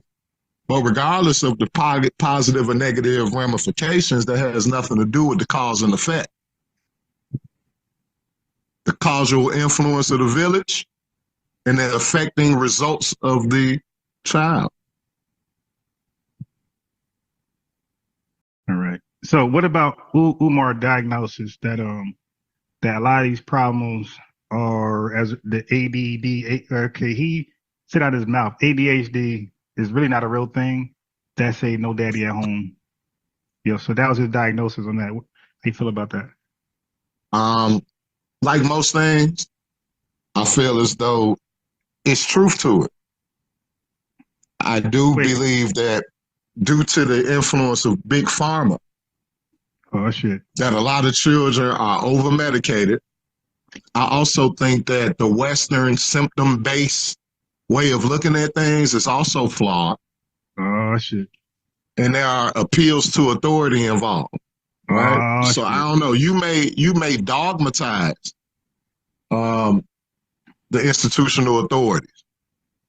I don't. Right. Okay. So let me say this little piece that I'm gonna land this plane. Right. Yeah, please. The notion that if you have this issue, then there's this chemical imbalance. So I'm going to take this synthetically extracted chemical and it's going to counterbalance that imbalance. Mm-hmm. You have a whole nother side of medicine that looks at the source of issues in order to rebalance. What medicine is that? What medicine is that? Eastern medicine. Oh, shit. All right. So look, hold on. Before we do that shady stuff, do you realize that Umar, or do you know that he's the only school clinical psychologist in the world that said ADHD is a result of no daddy at home?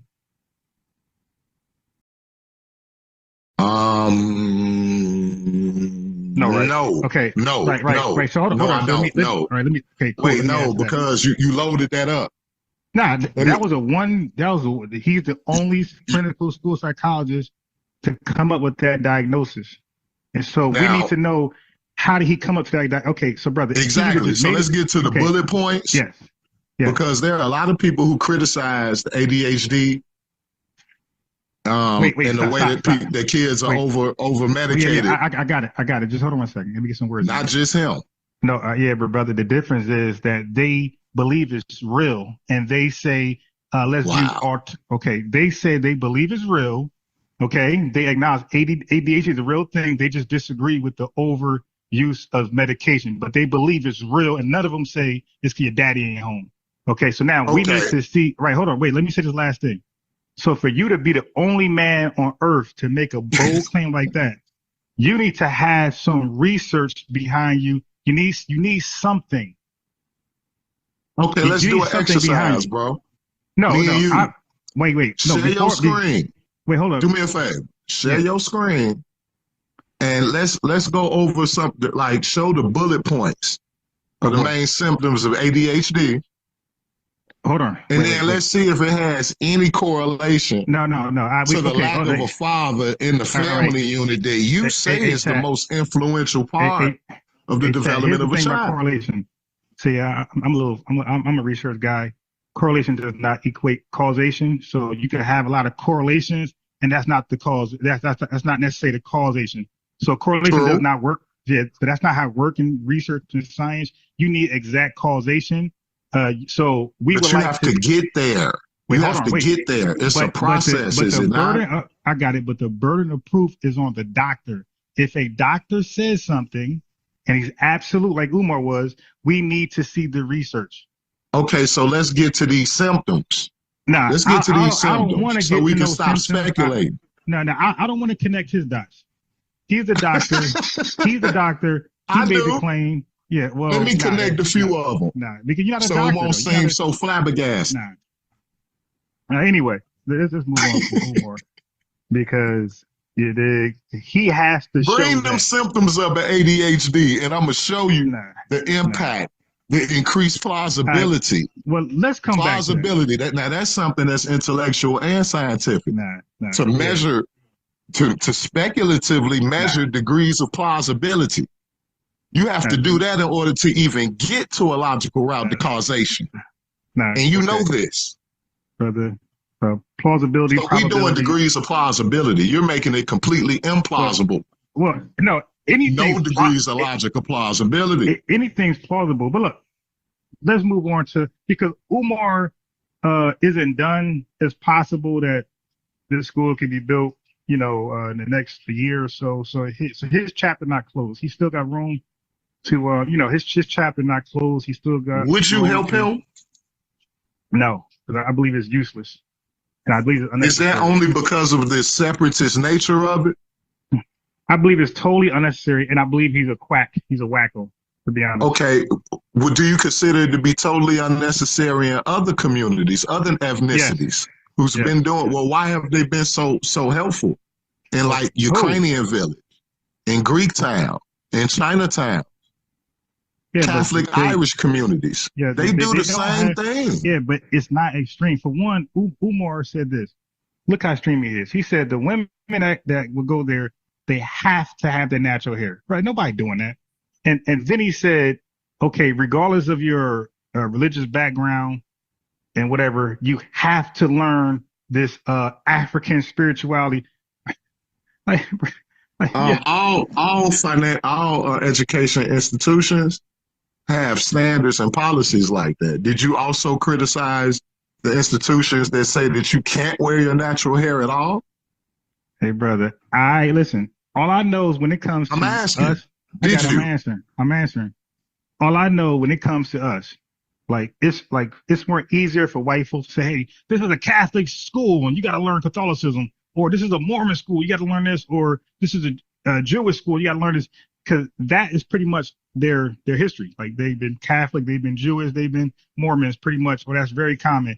We are divided in so many faiths, spirituality systems, that's like school suicide to say, hey, you have to learn this right here. When we're Islamic, we're atheists, we so many things, bro. Like, you just cut the pie in half or to quarters. People ain't coming just based on that. And then you say, hey, the women. Now, we know our sisters, they damn near all of them got some type of wig on.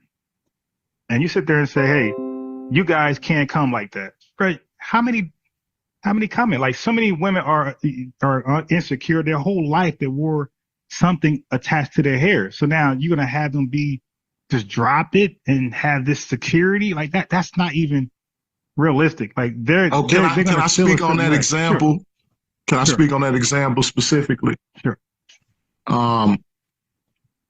Would you agree that regardless of who we point the finger or blame to, that there's a large degree of the lack of self-esteem and the lack of self-love within our community? Yeah. Would you also agree that there's a lot of Eurocentric programming, including with beauty standards, that added to the inferiority-superiority complex? Yeah. But you don't agree that a way to counterbalance that imbalance is to head towards the other extreme in an attempt to balance things out? No. What I would say is, this is what I said earlier. I said, well, not today, but early before. I said, you can encourage other ways. Like, you can have Maya Angelou on the wall. You can have all these, like, you can let girls wear their own little natural hair. I mean, have their whatever they want, any coloring, what they want. Not too wild, but, their hair done the way they would normally do it, right?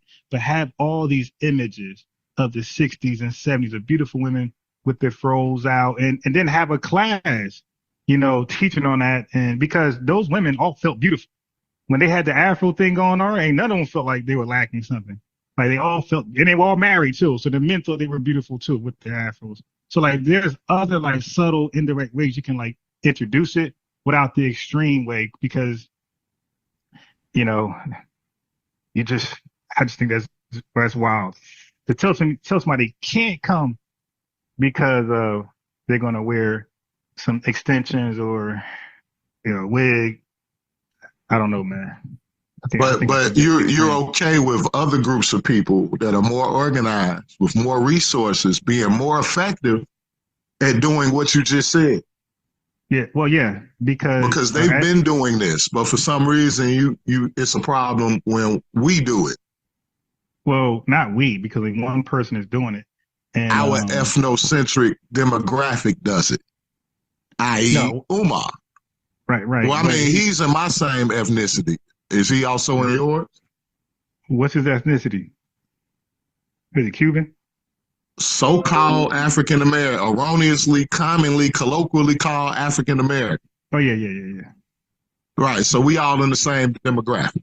I thought he was Cuban. He grew up in Philly, right? Yeah. Or in or around Philly. I know he knows the UNIA headquarters very well. Yeah. I'm not sure. I think he will be classified as African American, Black African American. I think so too. So that's what I'm saying. The things that you're saying sounds more like an approach issue with some ideals that you all disagree with. He may be more of a separatist, and you may be more of an integrationalist. But what you're saying in reference to building an institution to have a cultural influence on a specific group of people, you don't feel like that with any other ethnicity, a national group who is doing it and has been doing it. On the contrary, the most powerful people that we know on this planet engage in race-first ways of applying their power more than anyone else. The Anglo-Saxons, Ashkenazi Jews, Russians, Chinese, four of the most powerful people on this planet. And they all stick up for their own before others. They all have institutions that are specialized for their own. And nobody has a problem with it. Only when we do it. No, I think you're kind of misrepresenting me. So let me just clear it up. Chat. Yes, sir. Chat. I believe we're race first too, obviously. Okay, but all of us ain't got the answer, Sway. Some of us are radical as hell and it ain't gonna never work. 14 years in, nothing, okay? And some of us get it done, okay, in a practical, timely manner, okay? So what I'm saying is everything you're saying, I'm for. But you got to have the right person, the right qualified people, not person. You need the qualified people there to get that done. A lot of us, go ahead. I couldn't help but agree with you on that. Yeah, so a lot of us, like, yeah, I just want to say this for a fact. A lot of us, you know, going back to the early, you know, 1900s, we had Daddy Grace. Like, we had these figures that say, I can solve your problem. Okay, all these pseudos, the Noble Drew Ali's, like all the lives. Hold on, don't do the Drew. we could go on segue real quick. You go try to do the Drew. Nah, I'm gonna be honest. I don't know much about him, so let me. Oh, okay. Yeah, I don't know. But I get what you're saying in reference to the common way that most people think like of him. I alone have the answer, and God has sent me. Because I think Drew's along those lines, like the problem. But he never said he alone had the answers, though. Okay, cool. All right, so I promise you, he told us to exclude him. I'm gonna give you 3 quotes real quick. Take what I gave you and save yourself. 1, right? 2, get a good European education so I can use you. Yeah. 3, the new Moors will come in seeing and knowing that to sit you old Moors down and carry out my law. 1 more for extra. Greater things shall ye do. It was always supposed to be a template that we built more on. So that the people will know that there's more wisdom to be learned from the descendants of Africa. Yeah, I might be unfairly looking at him from the people today. Well, yeah. And that's a whole nother issue that I can definitely understand. Because most of them is, you know, running around here kooky as hell. Yeah, so I'm probably misrepresenting him from what I see today. All right. So I'll take that back. Good saying. I mean, good I can't even say rebuttal though, because it wasn't, you know, combative, but good response though, man. Yeah. Touche on that one. All right. So now, but anyway, you see what I'm saying though? It's a lot of these me guys arising saying, I have the answers. I alone, I got it. I got the solution for all of your problems. So, and that kind of like is a good segue to Marcus Garvey, because I believe he was one of those that came along that line of reasoning. Yeah, I got the answer. Okay, let's get ready. Watch me do this and sit back. I got you. Yeah. So do me a favor. Yeah. You ain't got to put it up on the screen. I'll do it. But Google the 11 aims and objects of the UNIA. All right, hold on. I'll do that. Let's get into it. Hold on. Because it's something about what you said about going back to Africa and a few other things, right? They don't say nothing about him saying that everybody wasn't going to go, that was a recolonization effort. And then the people end up misconstruing and taking the ships that he purchased and think that we was just supposed to be all going to get on the ship and go back to Africa. Hey, when they ain't got nothing to do with whatsoever. Right? So what had everything to do with import-export between the African mainland, the Afro-Caribbean islands, and us on the mainland, and getting into the manufacturing and distribution instead of just retail. What am I Googling? Okay. But if you look at those, first off, the universal confraternity is the first of the 11 aims and objects. Are you able to hear me? Yeah. What you say? I said, what am I Googling again? The 11 aims and objects of the UNIA. Oh yeah, I think I'm familiar with some of this stuff. This is where Elijah Muhammad got his wants and beliefs from. 11 aims and objects. He was a UNIA member at one point as well. So yeah, you got a point with that. You said 11 and even a uniform, the military style uniform. So you said 11 aims and objects of what? The UNIA. UNIA. Yeah. Hyphen ACL. Universal Negro Improvement Association and African Communities League. If you can see my screen, let me see if this is it right here. Okay, there you go. Yep. All right. Okay. So let's, damn, what's a good? If it don't show them 11, see, now go to images.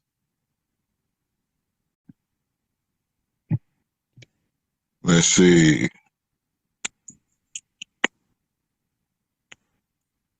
The Declaration of Rights, that's where they got it from. Declaration of the Rights of the Negro People, but the 11 aims and objects.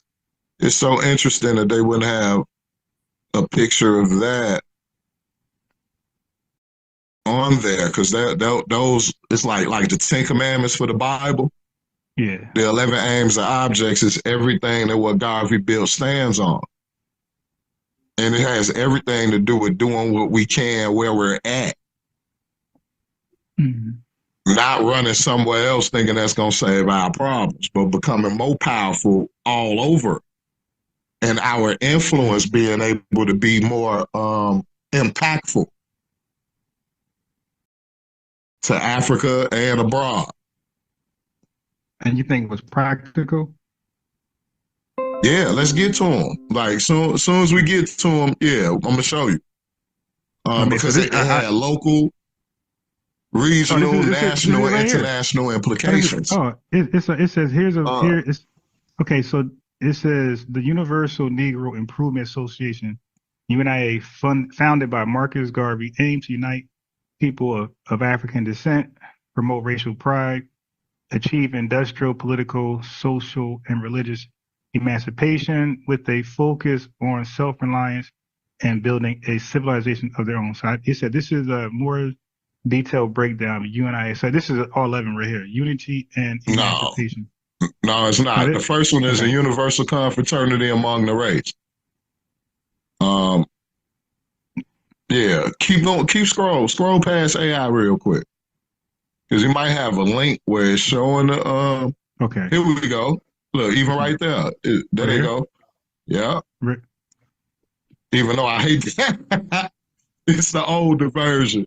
When it comes to we want that Old Testament. We don't want that New Testament. You're so funny. All right. To establish, I think you went up. Hold on. Go back up. Yeah, I saw to establish a universal code. No, stop. Okay, I see it right there. Let me make it bigger. The declared objects of the association are. There we go. Okay. There's 11 of them, right? Okay. So to establish a universal confraternity among the race. Among the race, yeah. Some people might not be able to see it because that's me. Okay. I just had to move you out the way of my screen. But anyway, to establish a universal confraternity among the race. Again, you don't have to, everybody ain't got to go back to Africa to do that. On the contrary, if the goal was for everybody to go back to Africa, then it'd just be a continental confraternity instead of a universal. All right, to promote the spirit of pride and love, to reclaim the fallen, to administer to and assist the needy, to assist and civilize the backward tribes of Africa. We can talk about that. To assist in the development of independent Negro nations and communities. They were definitely backward. Okay. Yeah, you already know. Especially in them times, right? They were still colonialized. Oh yeah. In many ways. I know the shit they were doing over there. They uncivilized stuff, primitive. So these things, right? even to establish universities, colleges, academies, and schools for the racial education and culture of the people. That's something that Umar is trying to do himself, regardless of how you criticize his approach. Himself, and Garvey trying to do this himself. Yes, that's the thing. Nah, hold on now. You segue in a negative connotation very smoothly with this doing himself part. Now, you tell me where in the 11 aims or objects could any one person, including him, do it himself? Well, that was his model. You tell me. He was this model. Authoritarian. Where's the me in this model? No, he was the authoritarian. Was he? So Are you familiar? You saw earlier the Declaration of the Rights of the Negro People. Yes. I don't know if you're familiar with the Constitution and bylaws, right? But do you know that all of those things were voted on, including the flag? And what those colors mean? They were voted upon. There were things that were proposed by Garvey on the floor, the first convention. There were things proposed by other leaders on the floor. There were things that Garvey proposed that got shut down. There were things that Garvey proposed that the people voted on. So it wasn't totalitarian, but a person would have to actually engage in the Universal Negro Improvement Association to find that out. So Garvey's not the father of Pan-Africanism, right? You say what? He's not the father of Pan-Africanism, right? I would. Okay, so yes or no, right? Okay. Yes, in reference to the Pan-African Conference that occurred in Africa, right? With people coming from all over, and from that point forward, Pan-Africanism being a misnomer, huh? What year was that? Off the top of my head, I don't remember. But Google first annual Pan-African Conference. All right. Would this be during Garvey's time or before or afterwards? Garvey had passed away by that time. Okay. But W.B. Du Bois and Garvey's second wife was still living, and both played intricate roles in it going down, right? So these 11 aims and objects that you see right now are the reasons behind the Garvey Must Go campaign. The Talented 10th and all them felt like this stuff would have massa coming down on us harder. I personally think that it takes the field and the house combined to take over the plantation. Instead of trying to figure out a more blue collar or more white collar way of doing things. We need both. So let's get into the Garvey Must Go campaign. I know a little bit about that. So what's your issue with that? My issue with that is what you have on the screen is what they were against. Nah, they weren't against that. How you figure when this is what they were doing and promoting? What do you want? Okay. Here. This is what they were against. This is what WEB, this is what Mr. What's his name, Johnson, they made Jet and Ebony magazine. They felt like what Garvey was pushing would lead to more antagonism from the powers that be that could disrupt their illusion of inclusion and the gains that they had the grounds that they had gained in a more affluent lifestyle. They felt like all that, what them people were doing in Harlem and everywhere else, could possibly disrupt their station, right? And they felt like it was backwards. The funny part about it, Pan-Africanism shows that even W.B. Du Bois himself had to modify and adjust his strategy and incorporate Garveyism under the umbrella of Pan-Africanism. That's why he went to Garvey's wife, so that she could give other notable figures the green light, like, yeah, Rockwell, he doing it for all of us. Because later on in his life, he realized we couldn't go along to get along. Me personally, I feel as though it's going to take an amalgamation of both structures, both angles, to triangulate what we're looking for. Not just one or the other. We got to figure out how to use both. It's played out to be steady doing a polarized, dualized one way or another type of thing, instead of trying to find a balance of utilizing both sides of the fence.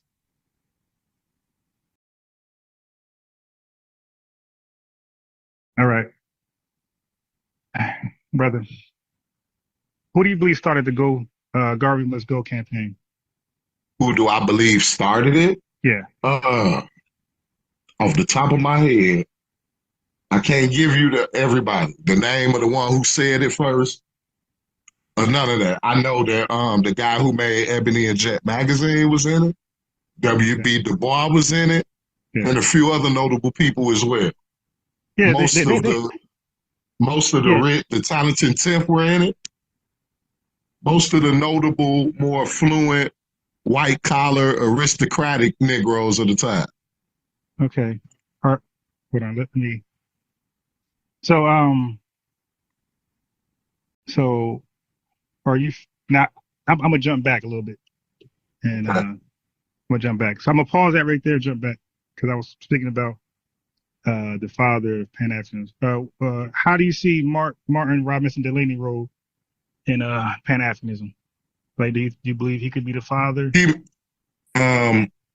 He may have been one of the first to express it in reference to the universal confraternity among the race. He may have been the first to express it in coercive terms. In reference to that, I think he's notably considered to be the father. Okay. From a historical standpoint. Yeah. I don't know when you can really put a date on that, because you always had some of us that felt that way, that was self-determined. Yeah, I'm focused. Yeah, I'm sure. But a lot of them felt that way because they didn't have citizenship in this country, and they were. So Martin Delaney Robinson, brother, by the way, he was a free black. So you had a whole bunch of free blacks that was not being enslaved, and it was nothing really for them to do, and they were being discriminated against, and they were being marginalized, and a lot of things like that was happening to them, right? And they were being blocked out of labor. So they was trying to come with something like the free black society, something amongst themselves to protect themselves from white racism. True. Okay. So you have Paul Cuff, right? Paul Cuff was a successful entrepreneur who actually built ships. He had a fleet of ships, and he actually went to I think Sierra Leone, Liberia, somewhere over there, and he took 38 free blacks with him. So what I'm saying is he was an inspiration for God. Right. So what I'm saying is a lot of the early Pan-Africanists, their motivations were entirely different from the later Pan-Africanists like Garvey. So and that's why when the opportunity of citizenship was afforded to them, they came back to America, took that, and they died Pan-American. Okay, so pause on that claim you just made for the sake of burden of proof. Yep. Reasons that you said there's a difference in reason. Yeah. Right. Mm-hmm. Or are you saying it's a difference in the approach for the same goals? Nah, I'm saying because if you're saying that it's a difference in reason, then I would have to ask you to elaborate on that. Okay, cool. So they just wanted citizenship because they knew without American citizenship that they were not American and they could easily be deported or treated in a certain way. This is what the Dred Scott case was about. His rights were not respected by white people because he had no citizenship. So a lot of free blacks, they wanted citizenship. So the ACS, you familiar with the ACS? Yeah. Okay. The American Colonization Society wanted the free blacks out of the country, and they established repatriation movement. Right. So now they established a colony in Liberia, and the ACS were white supremacists. They had no good reason. Okay, everything's nefarious. So they established a colony. They owned land in Liberia, and they were trying to resettle these free blacks, not the enslaved blacks, the free blacks in Liberia, to get them out of the country for nefarious reasons. One of them is that they didn't want these free blacks to inspire other enslaved blacks to seek freedom. That's one. And second, they didn't want these free blacks to compete with good whites with labor. Right. Jobs. Right. So they was trying to get them into Liberia for that reason, but they was painting Liberia out to be this glorified picture, you know. Yeah, but bear in mind, you got to bear in mind too, though, that these nefarious reasons that you're saying that tie into a selfish way of looking at self-preservation are also rooted in truth, though.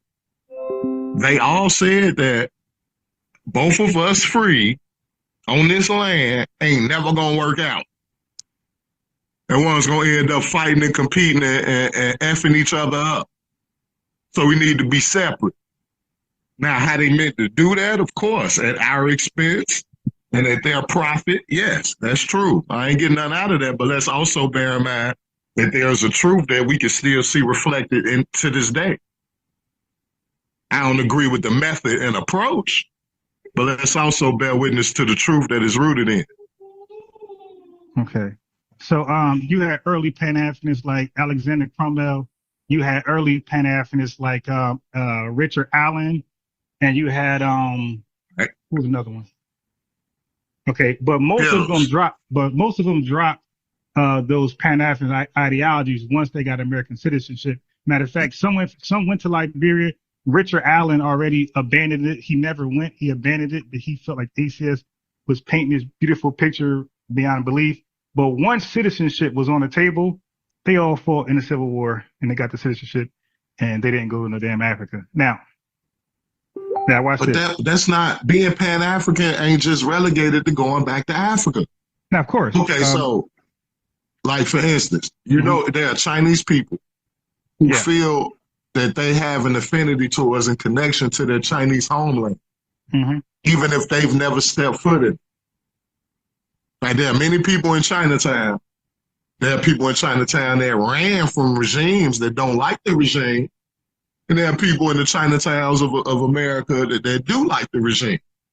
All right, but they all still consider that to be their homeland and all of them to be Chinese people. Oh, that's another thing. No, we should, yes, but when it comes to us, we did not feel like we were African. So at that time, a lot of these, so at that time, a lot of these free black men did not feel like they was African at all. They had no African culture, no African language, no ties to Africa. These are people 200 years later from chattel slavery. They had no direct connection, and the word African itself, again, it raised a red flag of deportation. Like you can be deported out of this country. Like they can be. I couldn't agree with you more, bro. Yeah, like into Liberia. Now listen, estimately about 12 to 15,000 free blacks, not enslaved blacks, were resettled in Liberia, pretty much against their will. They were left with no choice. Yeah. So this resettlement, this repatriation ideology was forced on them by white supremacists. A lot of them. And then what did they do when they went over there? Right, they tried to colonize the indigenous people, right? Yeah. Treated them like they were savages. Yeah. But let me tell you why. Because Paul Cuff and Alexander Cromwell, this is where W. Du Bois get his ideology from the Talented 10. They felt like the elite amongst the free blacks should go over there and do the things the correct way. So the white man undermined them and sent everybody over there that was free. So they never had like the right class, the elitists. Like you got the Nigerians coming over here and they could lead by example for the Nigerians. That never happened with us. So they undermined the intellectuals of us, the businessmen, the savvy of us, like the Mark Delaney's, and they sent anybody over here, even like the criminals, the troublemakers on the plantation. They all went, the runaways, they went over there, and yes, they end up. And after a mixture of beliefs, mixture of education, they weren't as educated as Delaney or Alexander, these guys. So they went over there with their own ideology, their own personal agenda. And don't forget, they don't even know why they're over there. They was given no choice. Hey, go back to slavery or take your ass to Africa. And you want to get out of slavery? So they were manumitted as well. Hey, you want to get out of slavery? Yeah, okay, Africa only, like Liberia only. And we own that colony. And so it was like a lose-lose. The guys had no. But they all still had a desire to break away from a colonial identity and to reestablish an ancestral identity or ancestral-based identity of their own. See, I don't know about that.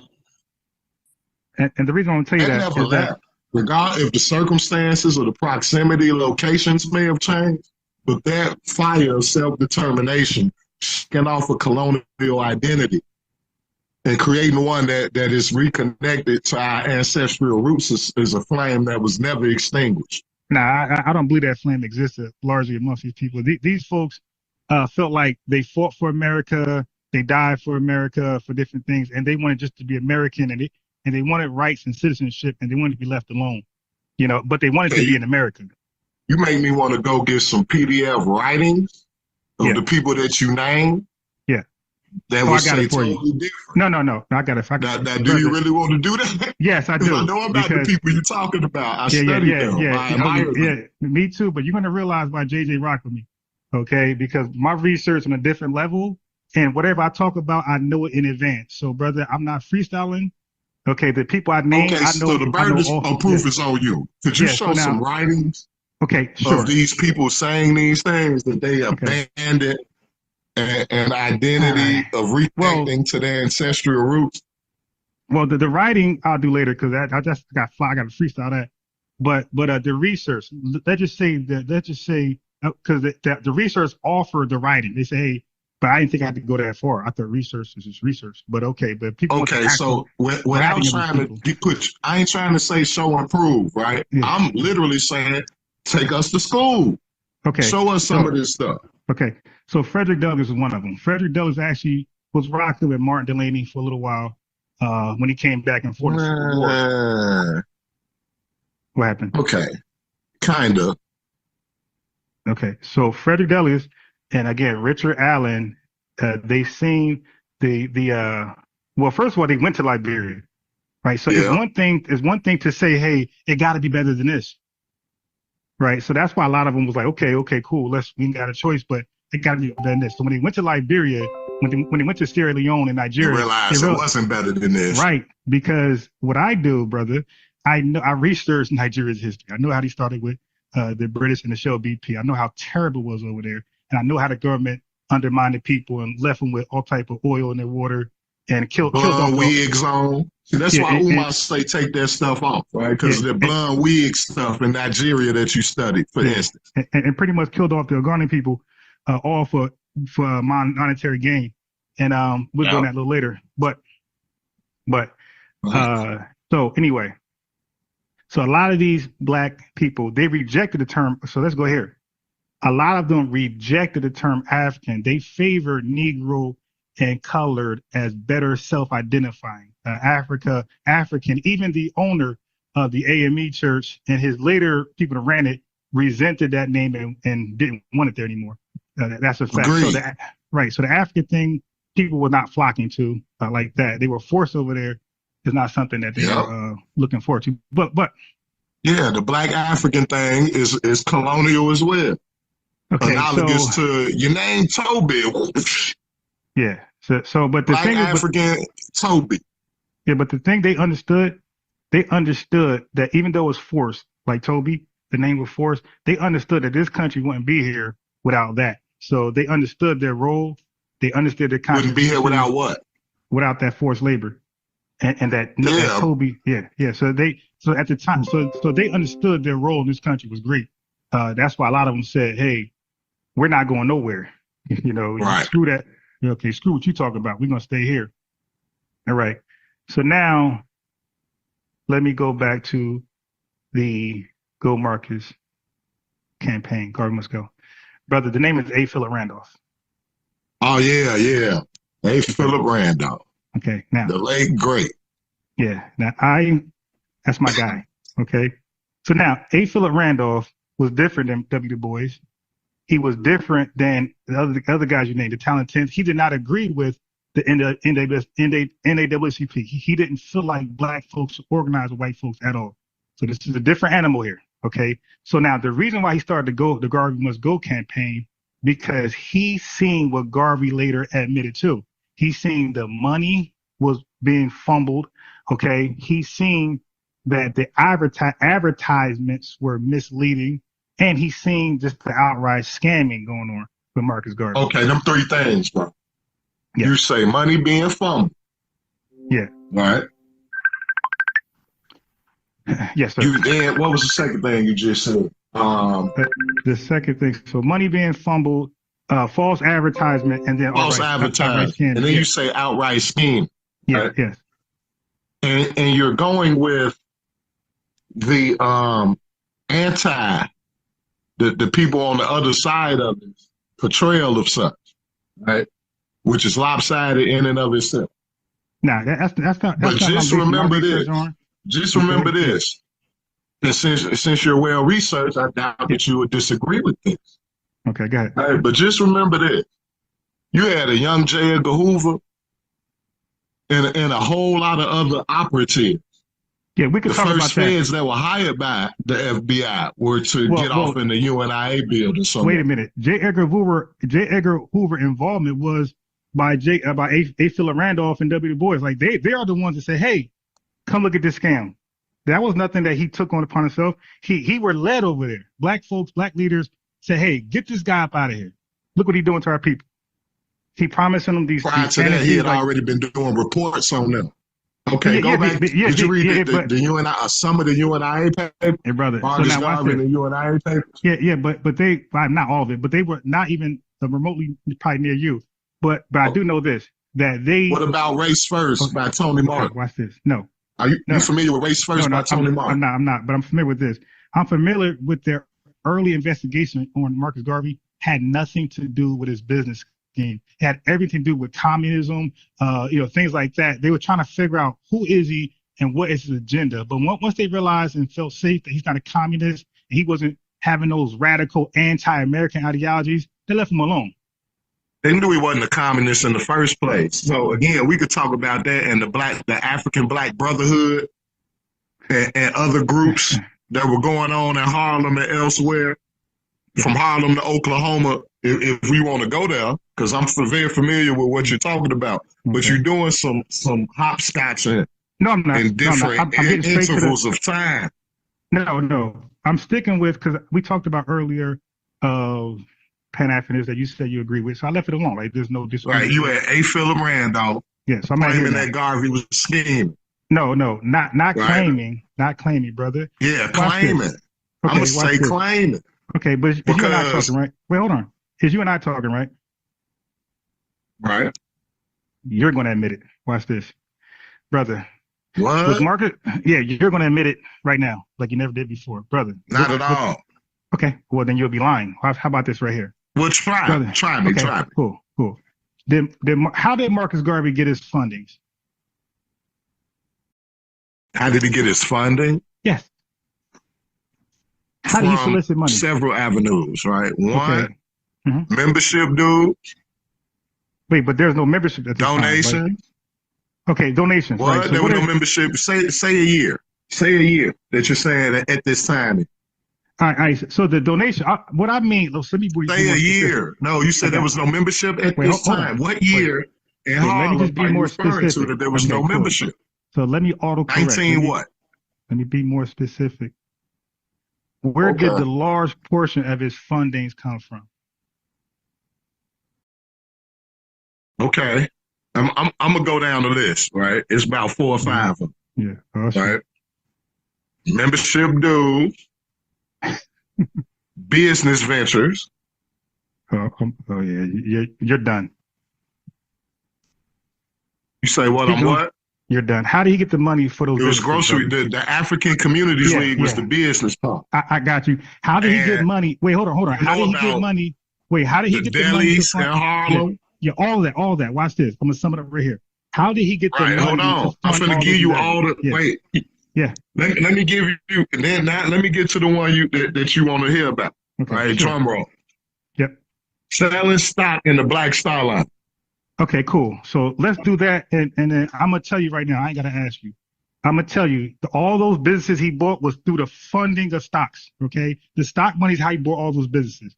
Now those investors didn't know about that. They thought they were investing into shit, not a damn grocery store. But listen, let's go to the stocks, brother. Was he licensed to sell stock? No, he was not. Okay, was that illegal at the time? Depending on the state jurisdiction. No, did he get fined? Depending on the state jurisdiction. So first off, I got you. Wait. You said no, because it's different between federal and state. Wait. Well, I'm gonna give you. But I got it. You know this. Hold on, I got it. But I'm gonna give you history though. Was he fined $100 for selling unlicensed stocks? Yes or no? Yes, he was. Okay, so he was selling Well, I don't remember unlicensed if it was stocks. exactly 100, but Yeah. yes, he was fired for it. Yeah, It was 100. Right. He was selling unlicensed stocks. Now, here's the other thing. But your appeal to legality is crazy when you acting like it was just due process of the law.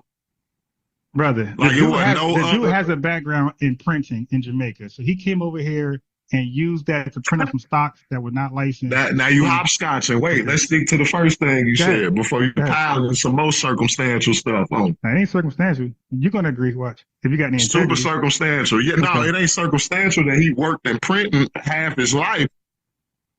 Yeah, that is true. Right? One of the reasons why he was such an orator and reader. He always been around media. Yes, he was in the printing presses in Jamaica and all that. Mm-hmm. But that having that ability and trying to connect that to there being nefarious activity, which take me back to you saying bumble in the bag. To conflate bumble in the bag with unscrupulous and deceptive intent is it's remarkably unreasonable.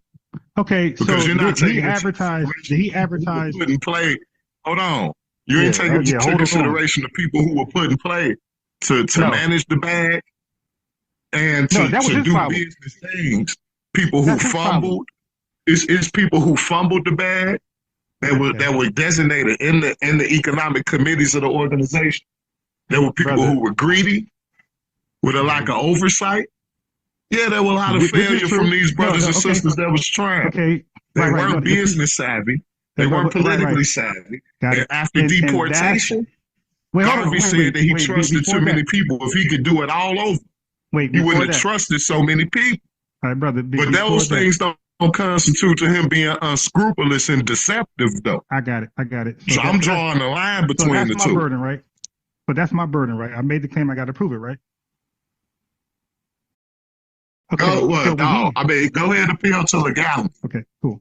No. Then on the court for it. Now, which was crazy. Like See, I actually, hold on. Studied brother, the you trial. actually put a period. Oh yeah, I did too. This is my realm, brother. Listen. Mine we'll too, see. bro. Okay, so we will see. All right. So the trial's something separate, right? So before there's a trial, there's accusations. Okay, so let's deal with that. So one brother, Marcus Garvey. Let's just start with let's establish truth. So when he had the ships, did the people he hired to manage or steer the ships, did they have any knowledge on how to work?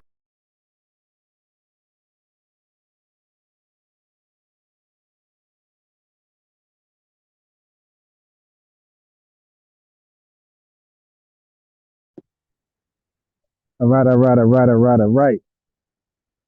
What we doing? Yeah, so man, we are litty. We are litty. Hey, so look, check it out. Why do people want to just get beat up, man? I look, some people just competitive, right? They just want to they really like the dude just now.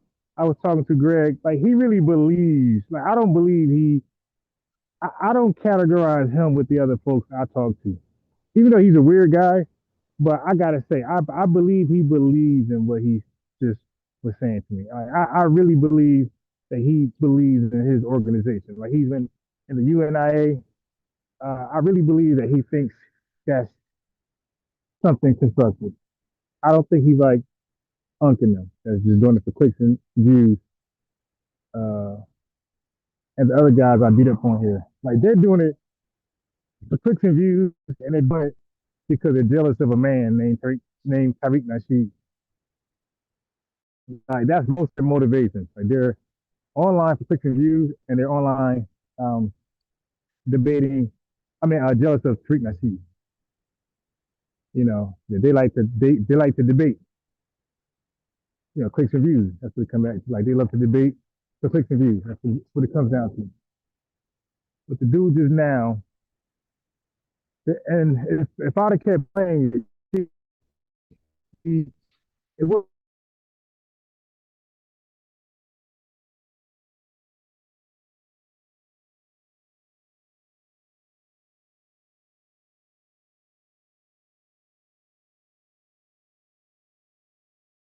of his rabbit holes with this organization, but my whole goal was for him to see that Garvey was scamming. And I don't know if he said it just thus far, but he did say it in the video. That's all I care for. Like all the in-between rabbit hole strawman arguments we do, I don't care about that. My goal is to let you know that Marcus Garvey was indeed a scammer, and he as a Garvey admitted that. And once you can admit that, I'm cool. I got no beef. Dig. But hold on. Hold on 1 second.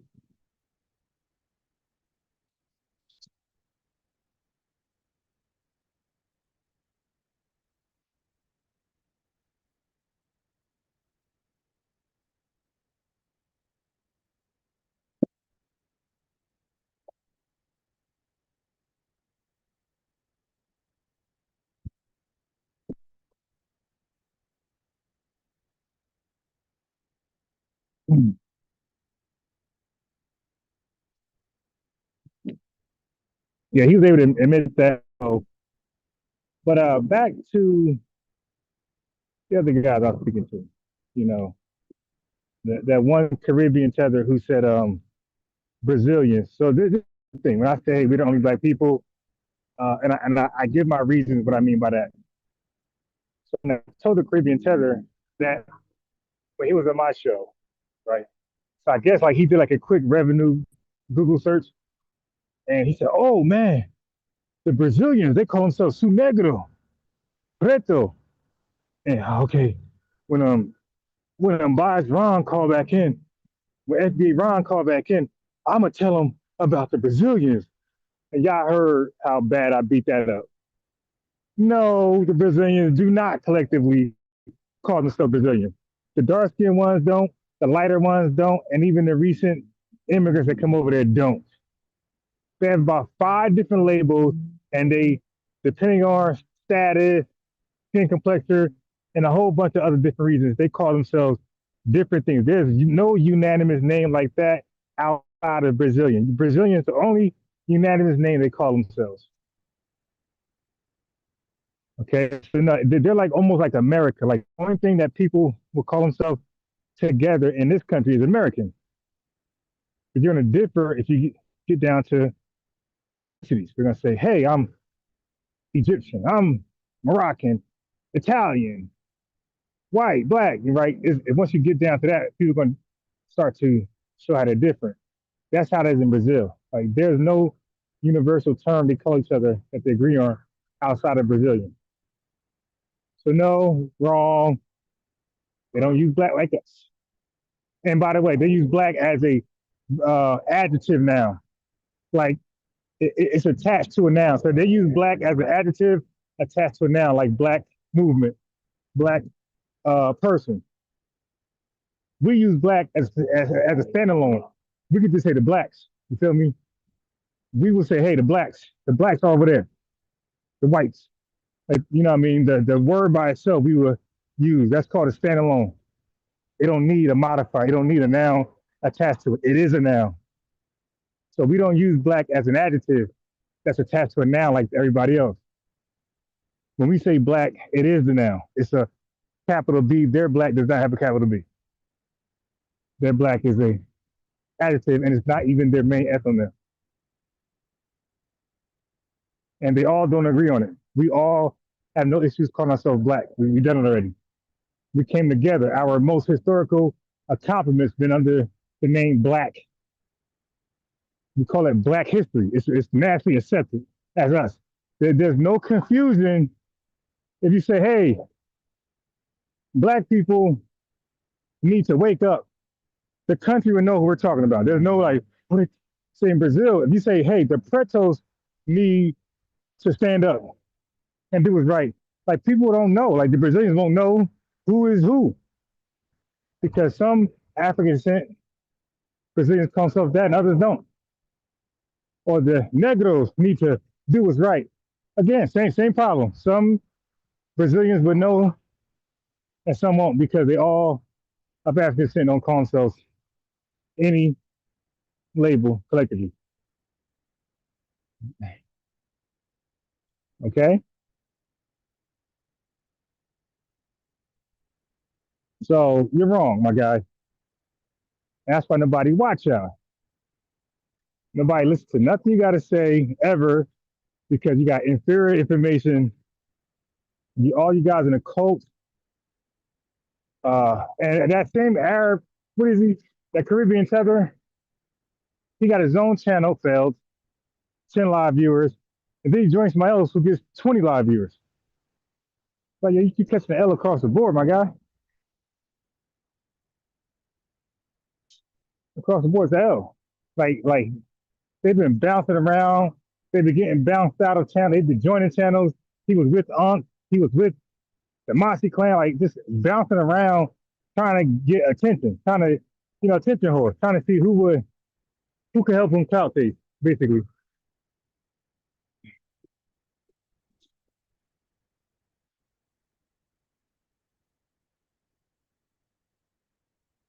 So that's what that's what he does. He bounces around from channel to channel to see who could give him the clout he's looking for.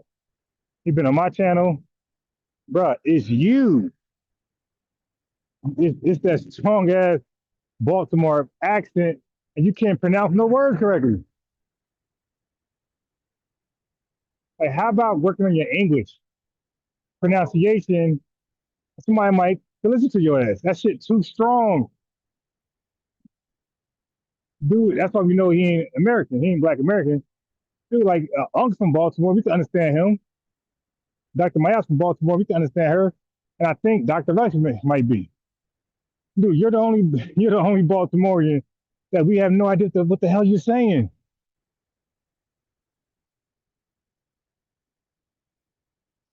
Not from this country talking like that. Can't pronounce no words. You say, yo, what kind of pet you got? I got a Doug. You mean a dog, right? Yeah, Doug. Like, all right, bro. Yeah, what island you from, man? That's the next question. All right, what island you from? You got a damn Doug. I know you from my island. Anyway, the other guy is in my inbox. The guy I beat up for 7 hours. He's in my inbox every day, today, this morning, now, begging to let him back on the channel. Like, no, my guy, go move around, man. Like, where were you before I destroyed you, man? Go back to your hole. Before I destroyed you, you were in a hole. Go back. He talking about he coming out of retirement. Retirement? When did you retire? You retire from what?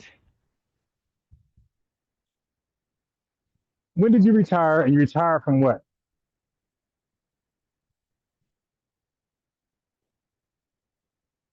Don't make me come out of retirement, man. I'm telling you, bro. I'll get back to my books. Wait a minute. They propped you up like you were already ready for me.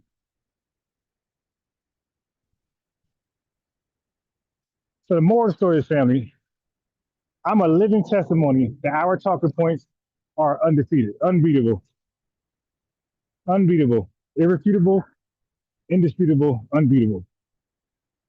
I'm a living example. You guys see me go back and forth with these guys over and over and over, representing the talking points of the lineage, cooking these guys.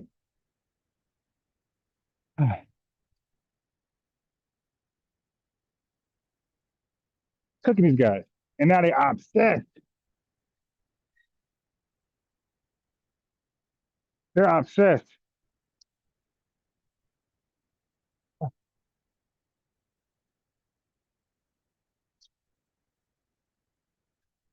How's everybody doing? How's your day going so far, everybody? Yeah, so I finally responded to him in the inbox. If I screenshot our messages, you're gonna see this guy's right like a woman. He got 1,000 messages towards me. I got like four words, a 4-word response. Like, get lost. Right? Something like that. Hold the L, partner. Leave me alone, please. That's how I'm responding. I suggest you give it up, man. You dig? Do something more constructive. This ain't what you want. Try to warn him. He ain't listen. He ain't take heed. Take heed, mother. He ain't take heed. He ain't want to take heed, so okay. Now you got to take a leave. You ain't want to take heed? Now you got to take a leave. And then a leave.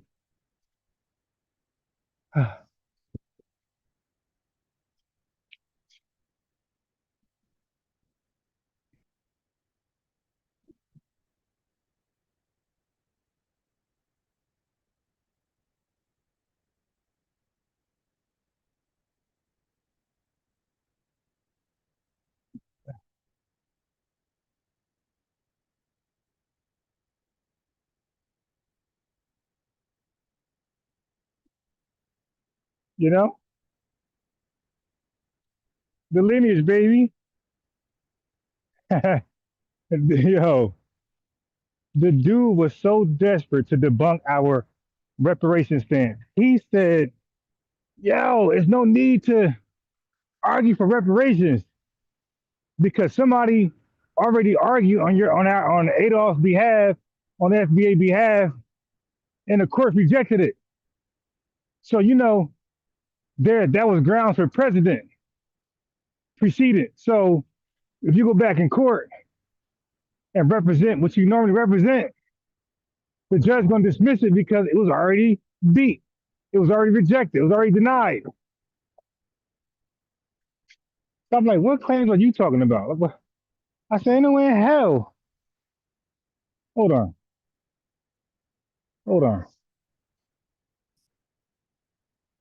I'm like, dude, ain't no way in hell somebody from 1988 represented our talking points in 2018 to 2026. What are you talking about, man? To 2000, I mean, it's 40 years. What are you talking about? Yeah, he did. Who? Abadeli. Okay, read it to me. This guy read 3 Pan-African booty scratchers trying to claim reparations using the Civil Liberties Act of 1988. He thought when that act was passed in the favor of Japanese, that opened the door. Like, no, not open the door. He thought that law, he thought that act represented anybody who had a legitimate reparations claim. Those 3 African booty scratchers. And then the guy who was debating me thought that. So it's 4 of them. They all thought that. So as he's reading this source to me, he's reading all angry and proud. Yeah, the Civil Liberties Act of 1988. And they were suing. And they were suing for 20 grand because that 20 grand was awarded to the Japanese people who were in those internment camps or their heirs representing loved ones who were thrown in those internment camps or relocated, displaced. Like, that's what that was for. So I'm like, yo, you don't see that they're asking for the same money the Japanese that was awarded to the Japanese? Then he talking about World War II. Right, Japanese. And then he actually read the words, and they got to prove Japanese ancestry. Yo, you didn't read that? Yeah, bro, you don't know what you just read. You just read they got to prove Japanese ancestry. That ain't what we're doing. We're saying, so when I hit him up, like, dude, I said, dude, stop inboxing me for a rematch and start conceding. Start conceding to these videos I'm gonna start uploading starting yesterday. I got some more today. I'm gonna upload. I say, bro, stop asking for a rematch and start conceding. Start being a man. Be a man and say, yo, I was dead wrong on that. I was dead wrong in this. I was dead wrong in that other video. And that one. And this one. And that one. That's called being a man.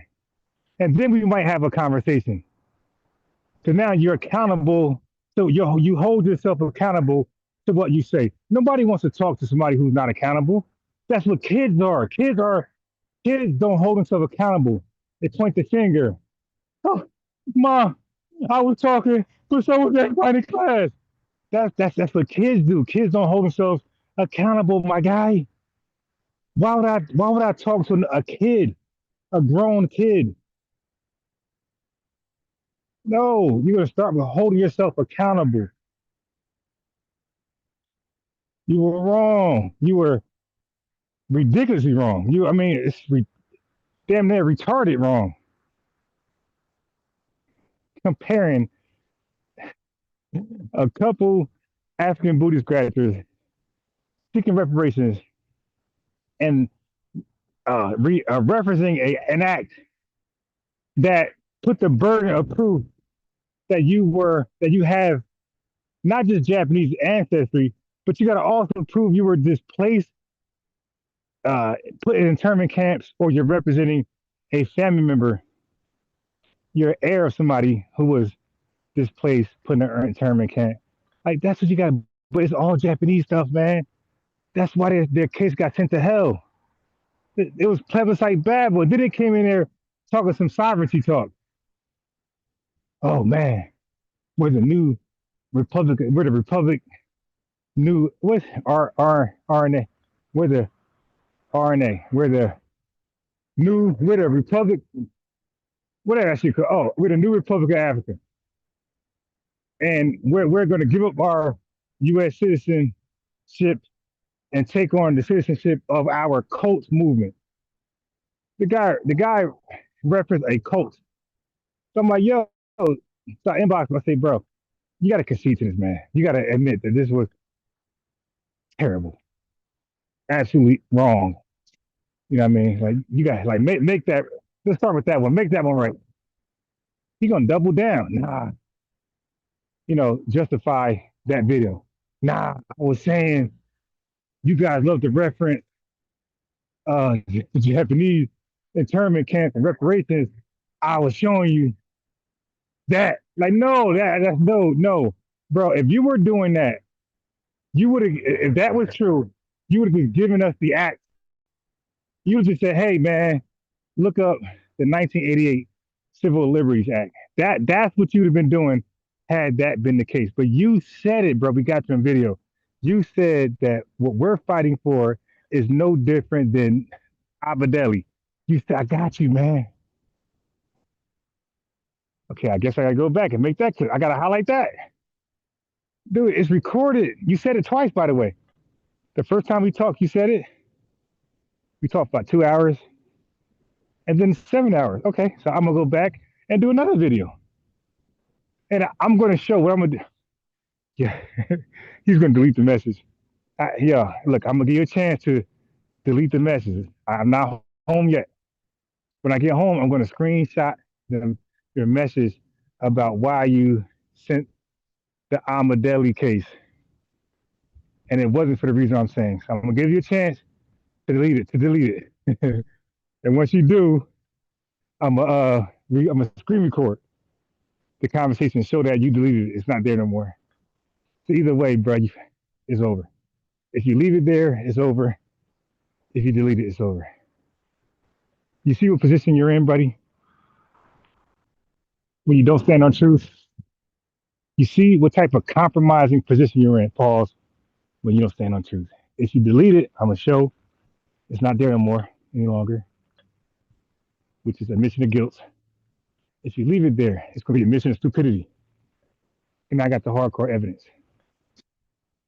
that you try to act like you gave me that video to not show us our claim was already put forth and debunked, denied, rejected. You said that. And it's on video anyway. It's on video. So yeah, bro, good luck, man. Good luck. The new Republic of Africa, Ahmadeli. Yeah, the dude have a comprehension problem, like most of them. They talk about books all day long. They want you to share your screen. What sense does that? What sense? What's the point? What's the point if you don't understand what you're reading? What's the point of all those books? What's the point if you're sharing your screen, reading articles? What's the point if you don't comprehend it? I gotta come behind you like a damn tutor and tell you what it's saying. So I helped you out. Really, I helped you out. You know, I relieved you. So now you can no longer tell that crazy stuff to anybody else. And you know what's funny? I was just telling the other channel, like, yo, man, nobody comes to my channel, debate me and leave looking smart. Like you don't leave here like, yeah, wow, that is good. Oh my God, he's so sharp. No, you leave here looking crazy. But every panel I went to, every panel I ever went to, I left look like the sharpest knife in the drawer. None of y'all have ever made me look like y'all. That's a fact. That's a complete fact. I never left a panel looking like these guys. The guy Chief X was so confused. He's blaming me, and then he says, "What's the ethnogenesis?" Like, are you serious, man? But he made the statement. He wants to debate me on my channel in front of my audience, and he's going to cook me. I don't know how that's possible. Not if you don't know what an ethnogenesis is, buddy. Not if you don't know the ethnogenesis. You're not going to beat me in front of my lineage. They're going to laugh at you, buddy. The dude even he asked me that same panel, not only what's the ethnogenesis, he asked me, what is delineation? Like, how you going to debate an FBA and you don't know our two most quoted talking points right now in 2026? Like, we say delineation and ethnogenesis more than we say reparations in 2026. So how you going to, like, that's the arrogance and stupidity of these folks. That's the negligence of these people. Certain death that they're walking to. That's called negligence. You will walk into certain death. Negligence.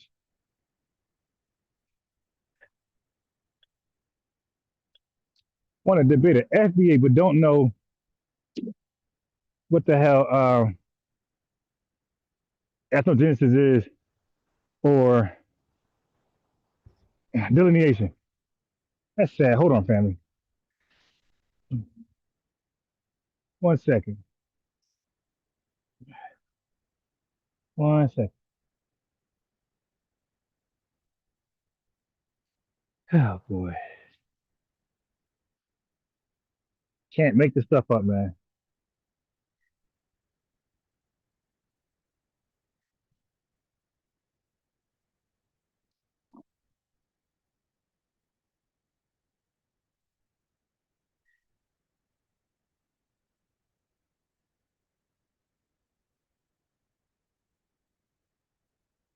You can't really make this stuff up. Want to debate an FBA, but don't know what delineation is and don't know what an ethnogenesis is.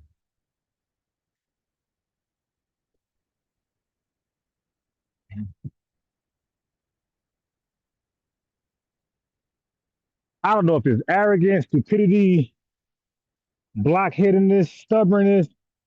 It could be all above. D.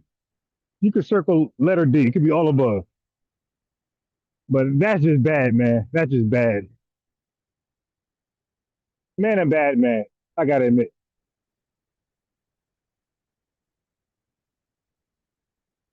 Yeah, but no, we're gonna represent this lineage, and there's no stopping. How that song go? There's no stopping, no stopping. And Diddy pause. Diddy pause said, "I told you that we won't stop." Shit, this thing tricked me. So when you get your ass kicked in a debate, what do you do? What do you do next? What's next? What's next? Next is to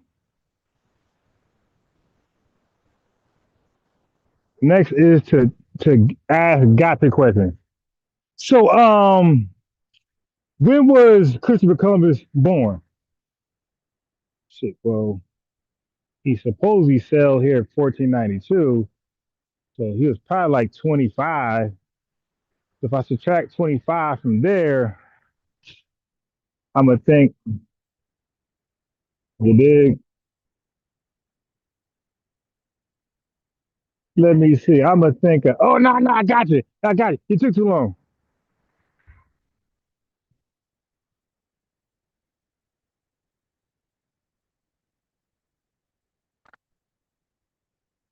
You feel me?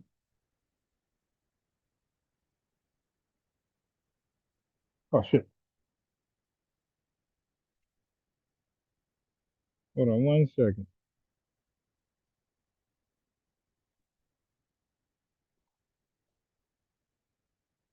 One second. Uno momento.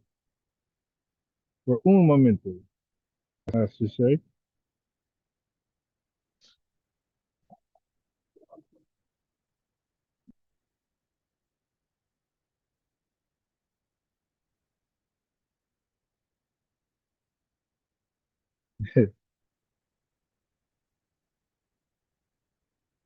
What is a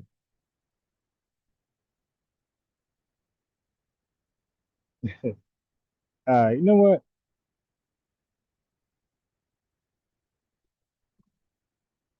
Let me put the link in the chat.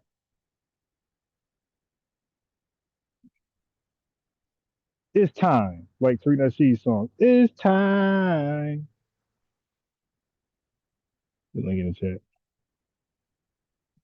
Let's see which troll. Yeah, I'm going fishing. I'm troll baiting. Oh, I'm going fishing for a troll. Let me put the link in the chat. Let me see which troll is gonna hit this link. Hold on. This goddamn. Okay. Come on.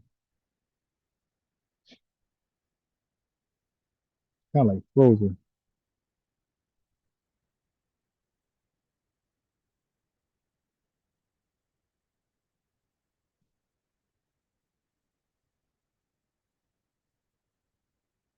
I'm trying to get the link.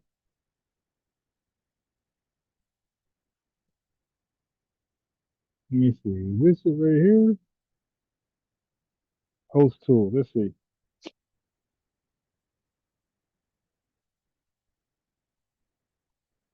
That ain't it.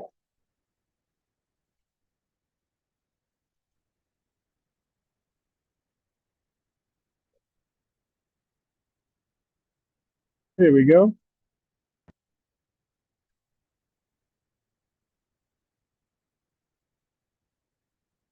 Let's go fishing for a troll.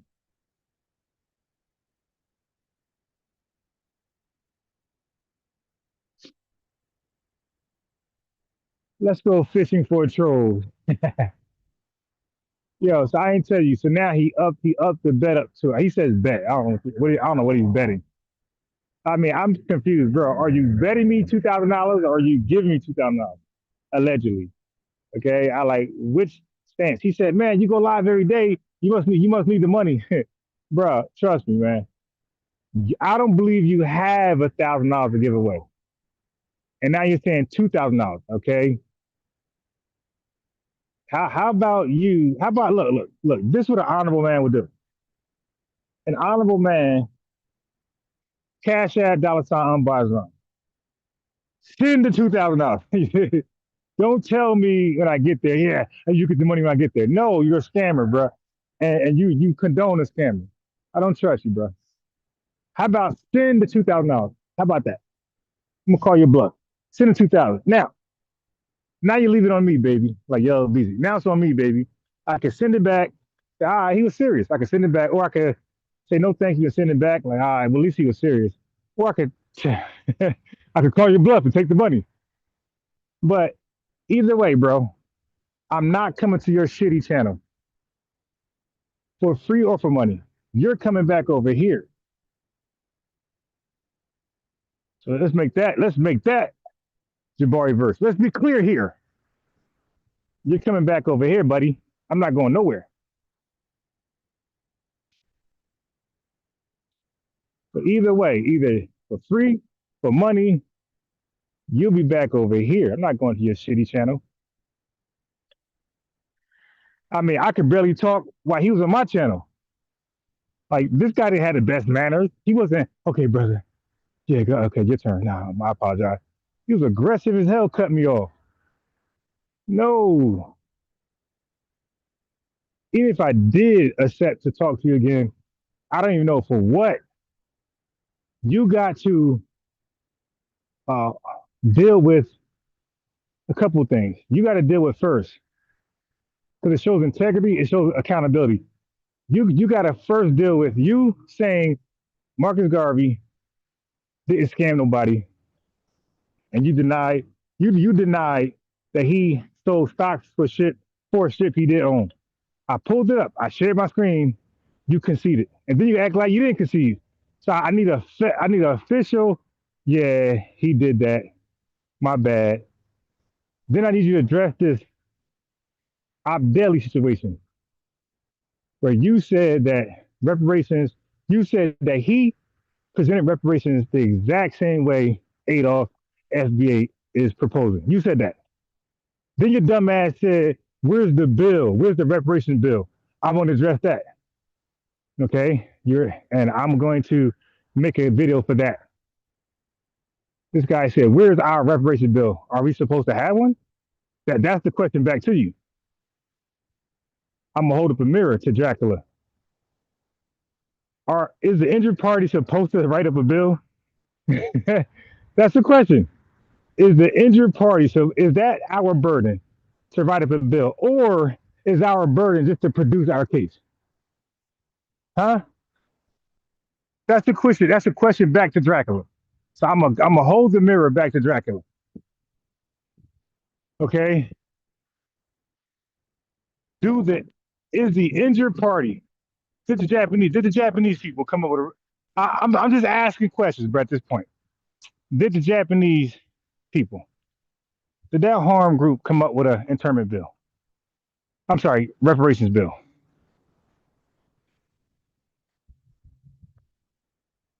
So last time I checked, the bill isn't the burden of the injured party. The bill is upon the defendant, the people getting sued in court, the losers, the payouts, or the people who are overseeing the claim. Okay.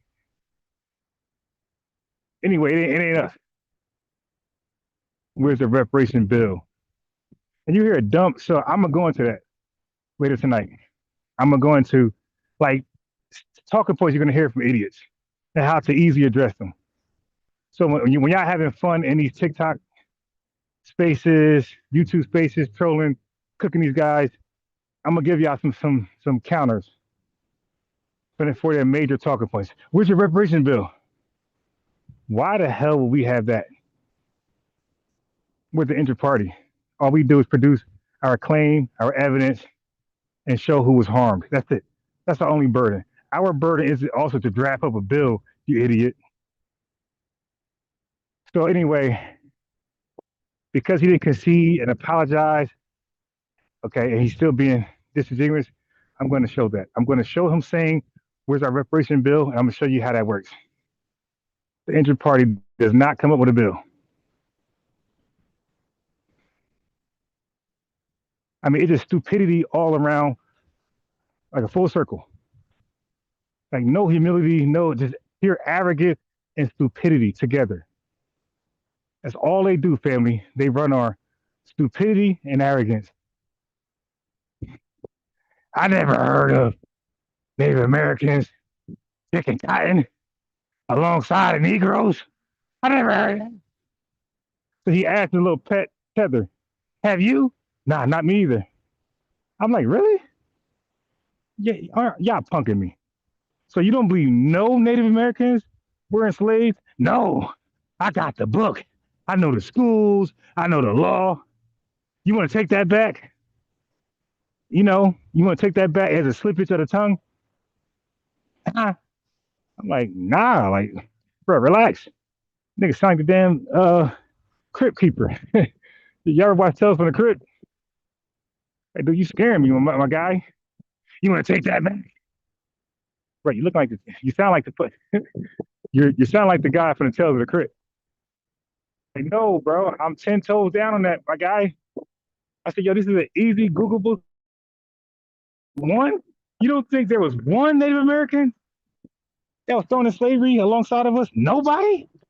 So how did the Negroes end up sleeping with, intermarrying with the... All right, okay. A quick Google search, and all three of them were dumbfounded. A quick Google search that I read. No research I had in my hand or my hard drive or external hard drive, flash drive, air, cloud. A simple, random Google search, and they were out of there. They said yes. Some of them were working side by side with Negroes picking cotton, doing hard labor, and they even intermarried and had kids, had offspring. I read that and they just changed the subject. Well, the Lakers, right? They got to get rid of Luka. They just changed the subject to sports. Like, so we ain't gonna address that folly. We just move on. You just gonna skip Bellis the question, the answer, the research. Yeah. But this is the guys in the Pan-African space that they say are the researchers. They can hold it down.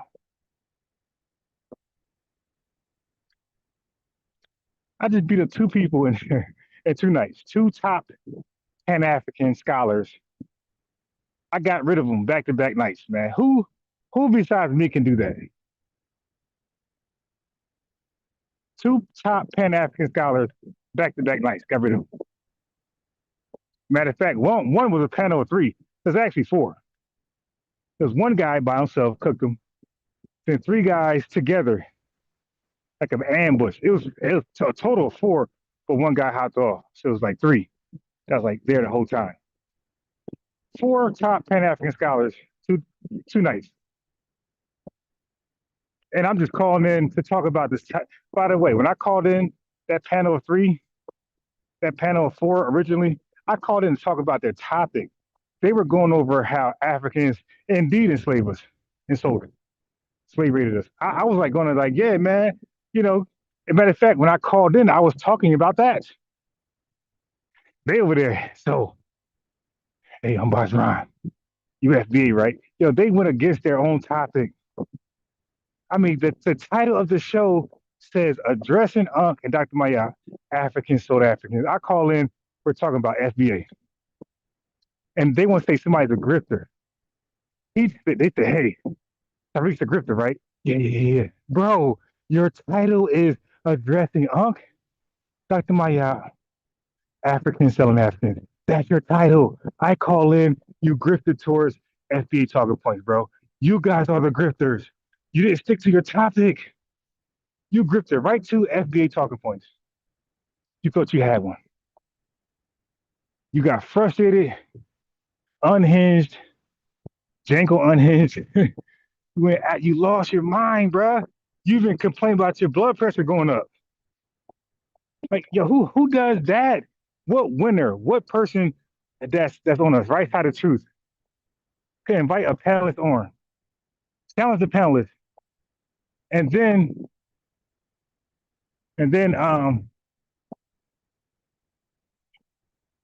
get their blood pressure up because they were not prepared. Yeah, FBAs. So first question you asked me, so how you feel about Tariq Nasheed? I'm like, oh, you cool with me? Like, what's up? So you think he's a great researcher? You think he's a great researcher? Well, I'm like, bro, I think he's pretty good. I'm like, bro, I think my research is the best. So I think he's good, but I don't think nobody is where I'm at. I think I have unique arguments. They're strong. They're refutable. I look good when I debate them and defend them. I don't struggle nowhere near. Right. So I'm like, well, I like, he's a grown man. I like his style. I like Dish and Black style. I like Dennis Sperling style. I like Afro-Lee. I like all their styles, but I'd rather go with mine. I think my style is, I like mine. If I had to bet on a style versus a Pan-African or tether to like defend the lineage all the way, I'm going with mine. That's all I'm saying. Like, I like these guys' techniques. I trust mine the best. What's wrong with that? Like, I'm a researcher too.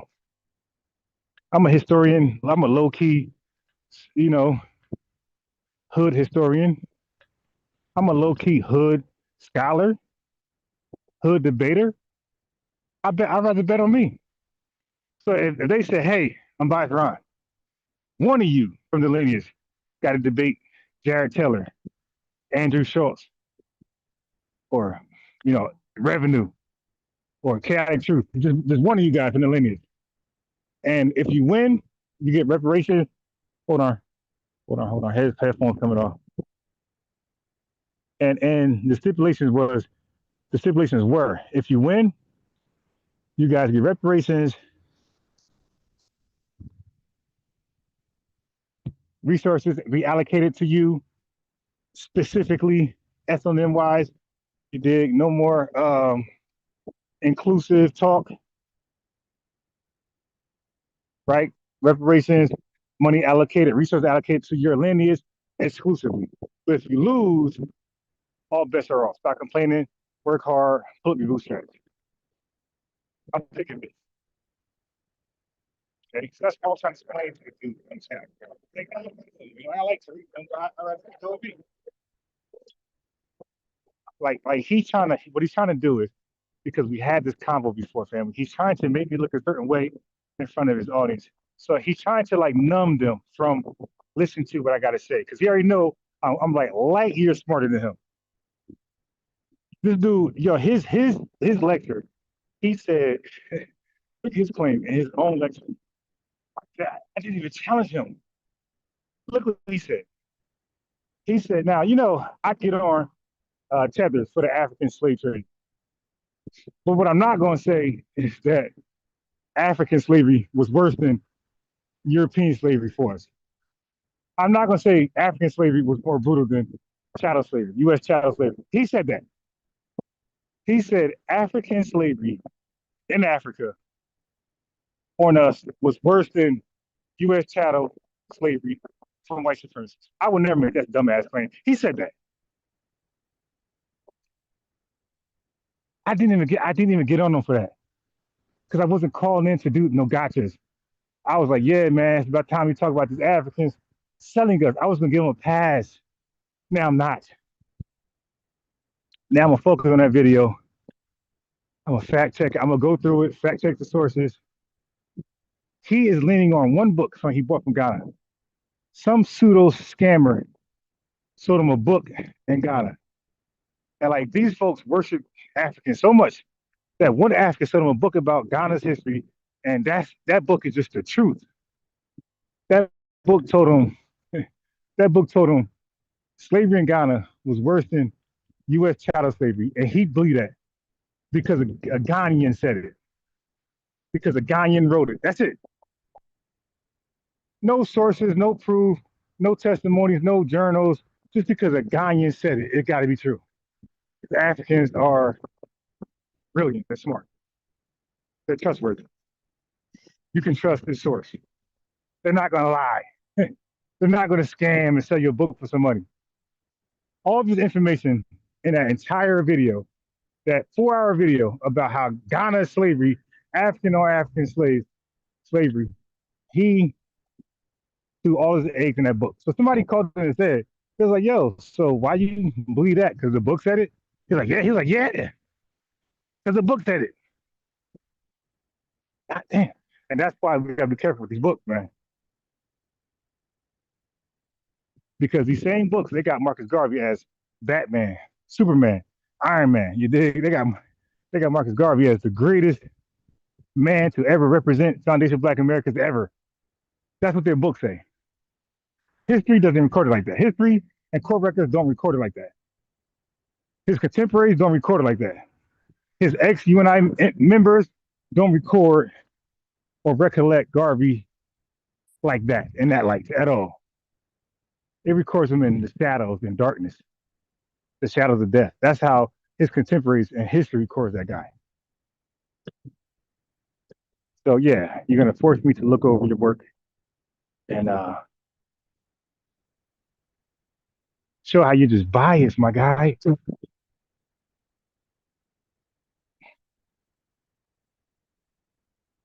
Hold on.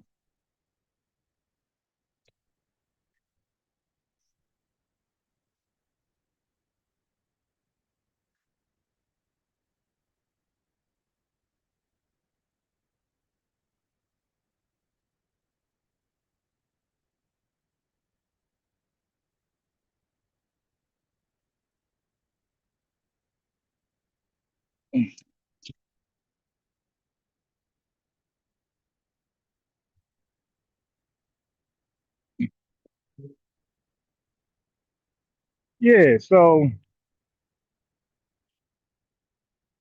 I'm gonna look over your work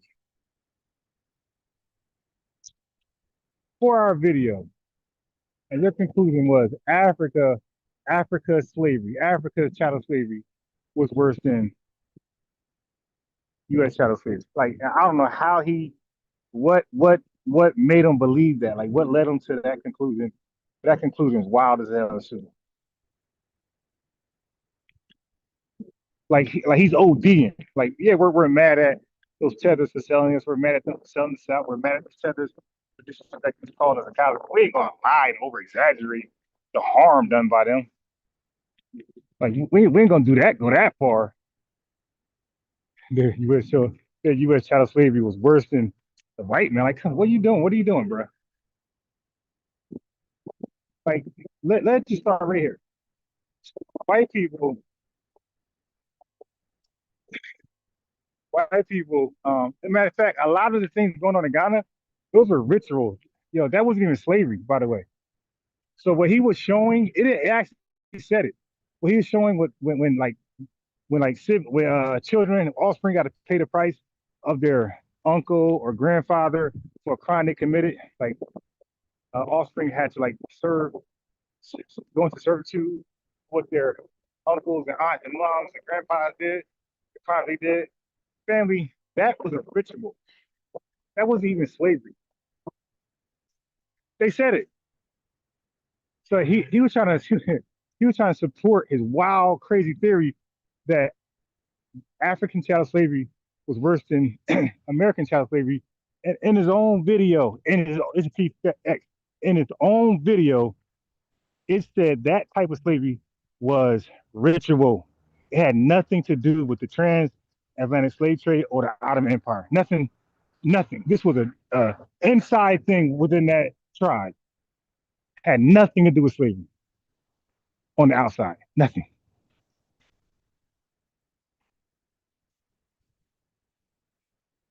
But again, I called in game of pass. I want to talk about, just Tether's period sellers. Get on Tether's day. You feel me? Nope. He want to get on FBA day. All right, bro. Can you come on my channel and let's not talk about FBA if you don't want to. We can, but you can't handle it. You're too emotional. Your high blood pressure go up too much. Big, you're gonna fall out. So look, can we just talk about your presentation? Can we talk about your conclusion and the things you said?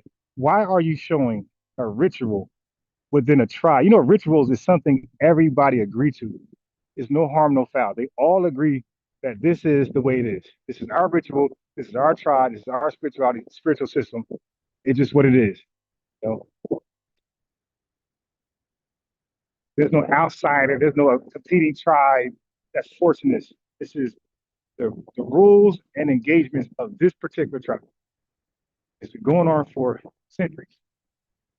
He took that and used that evidence that African child slavery is worse than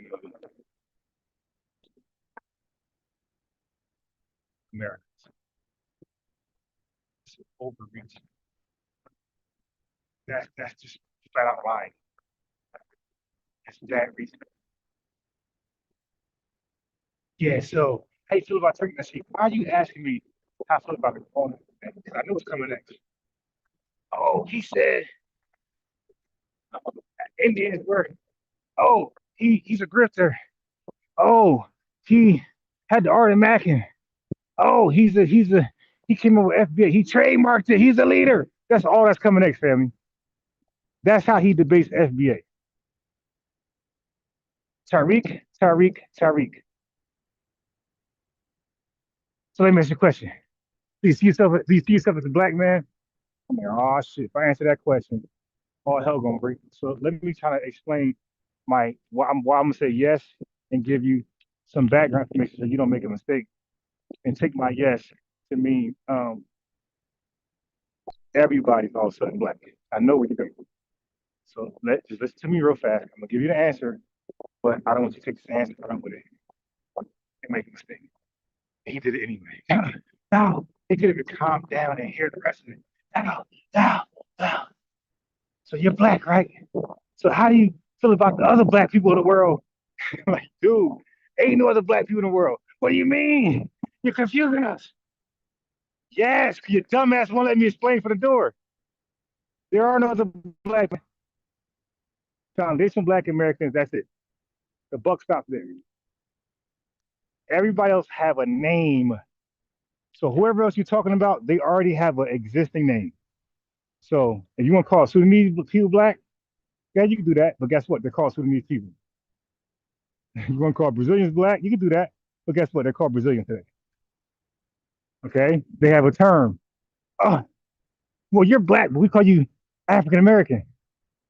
Yeah, but that's new. That's a new term. 30 years ago. That's 30 years old. But black is 60 years old, my guy. And African American was forced on us. Black was embraced by the people. The people chose black.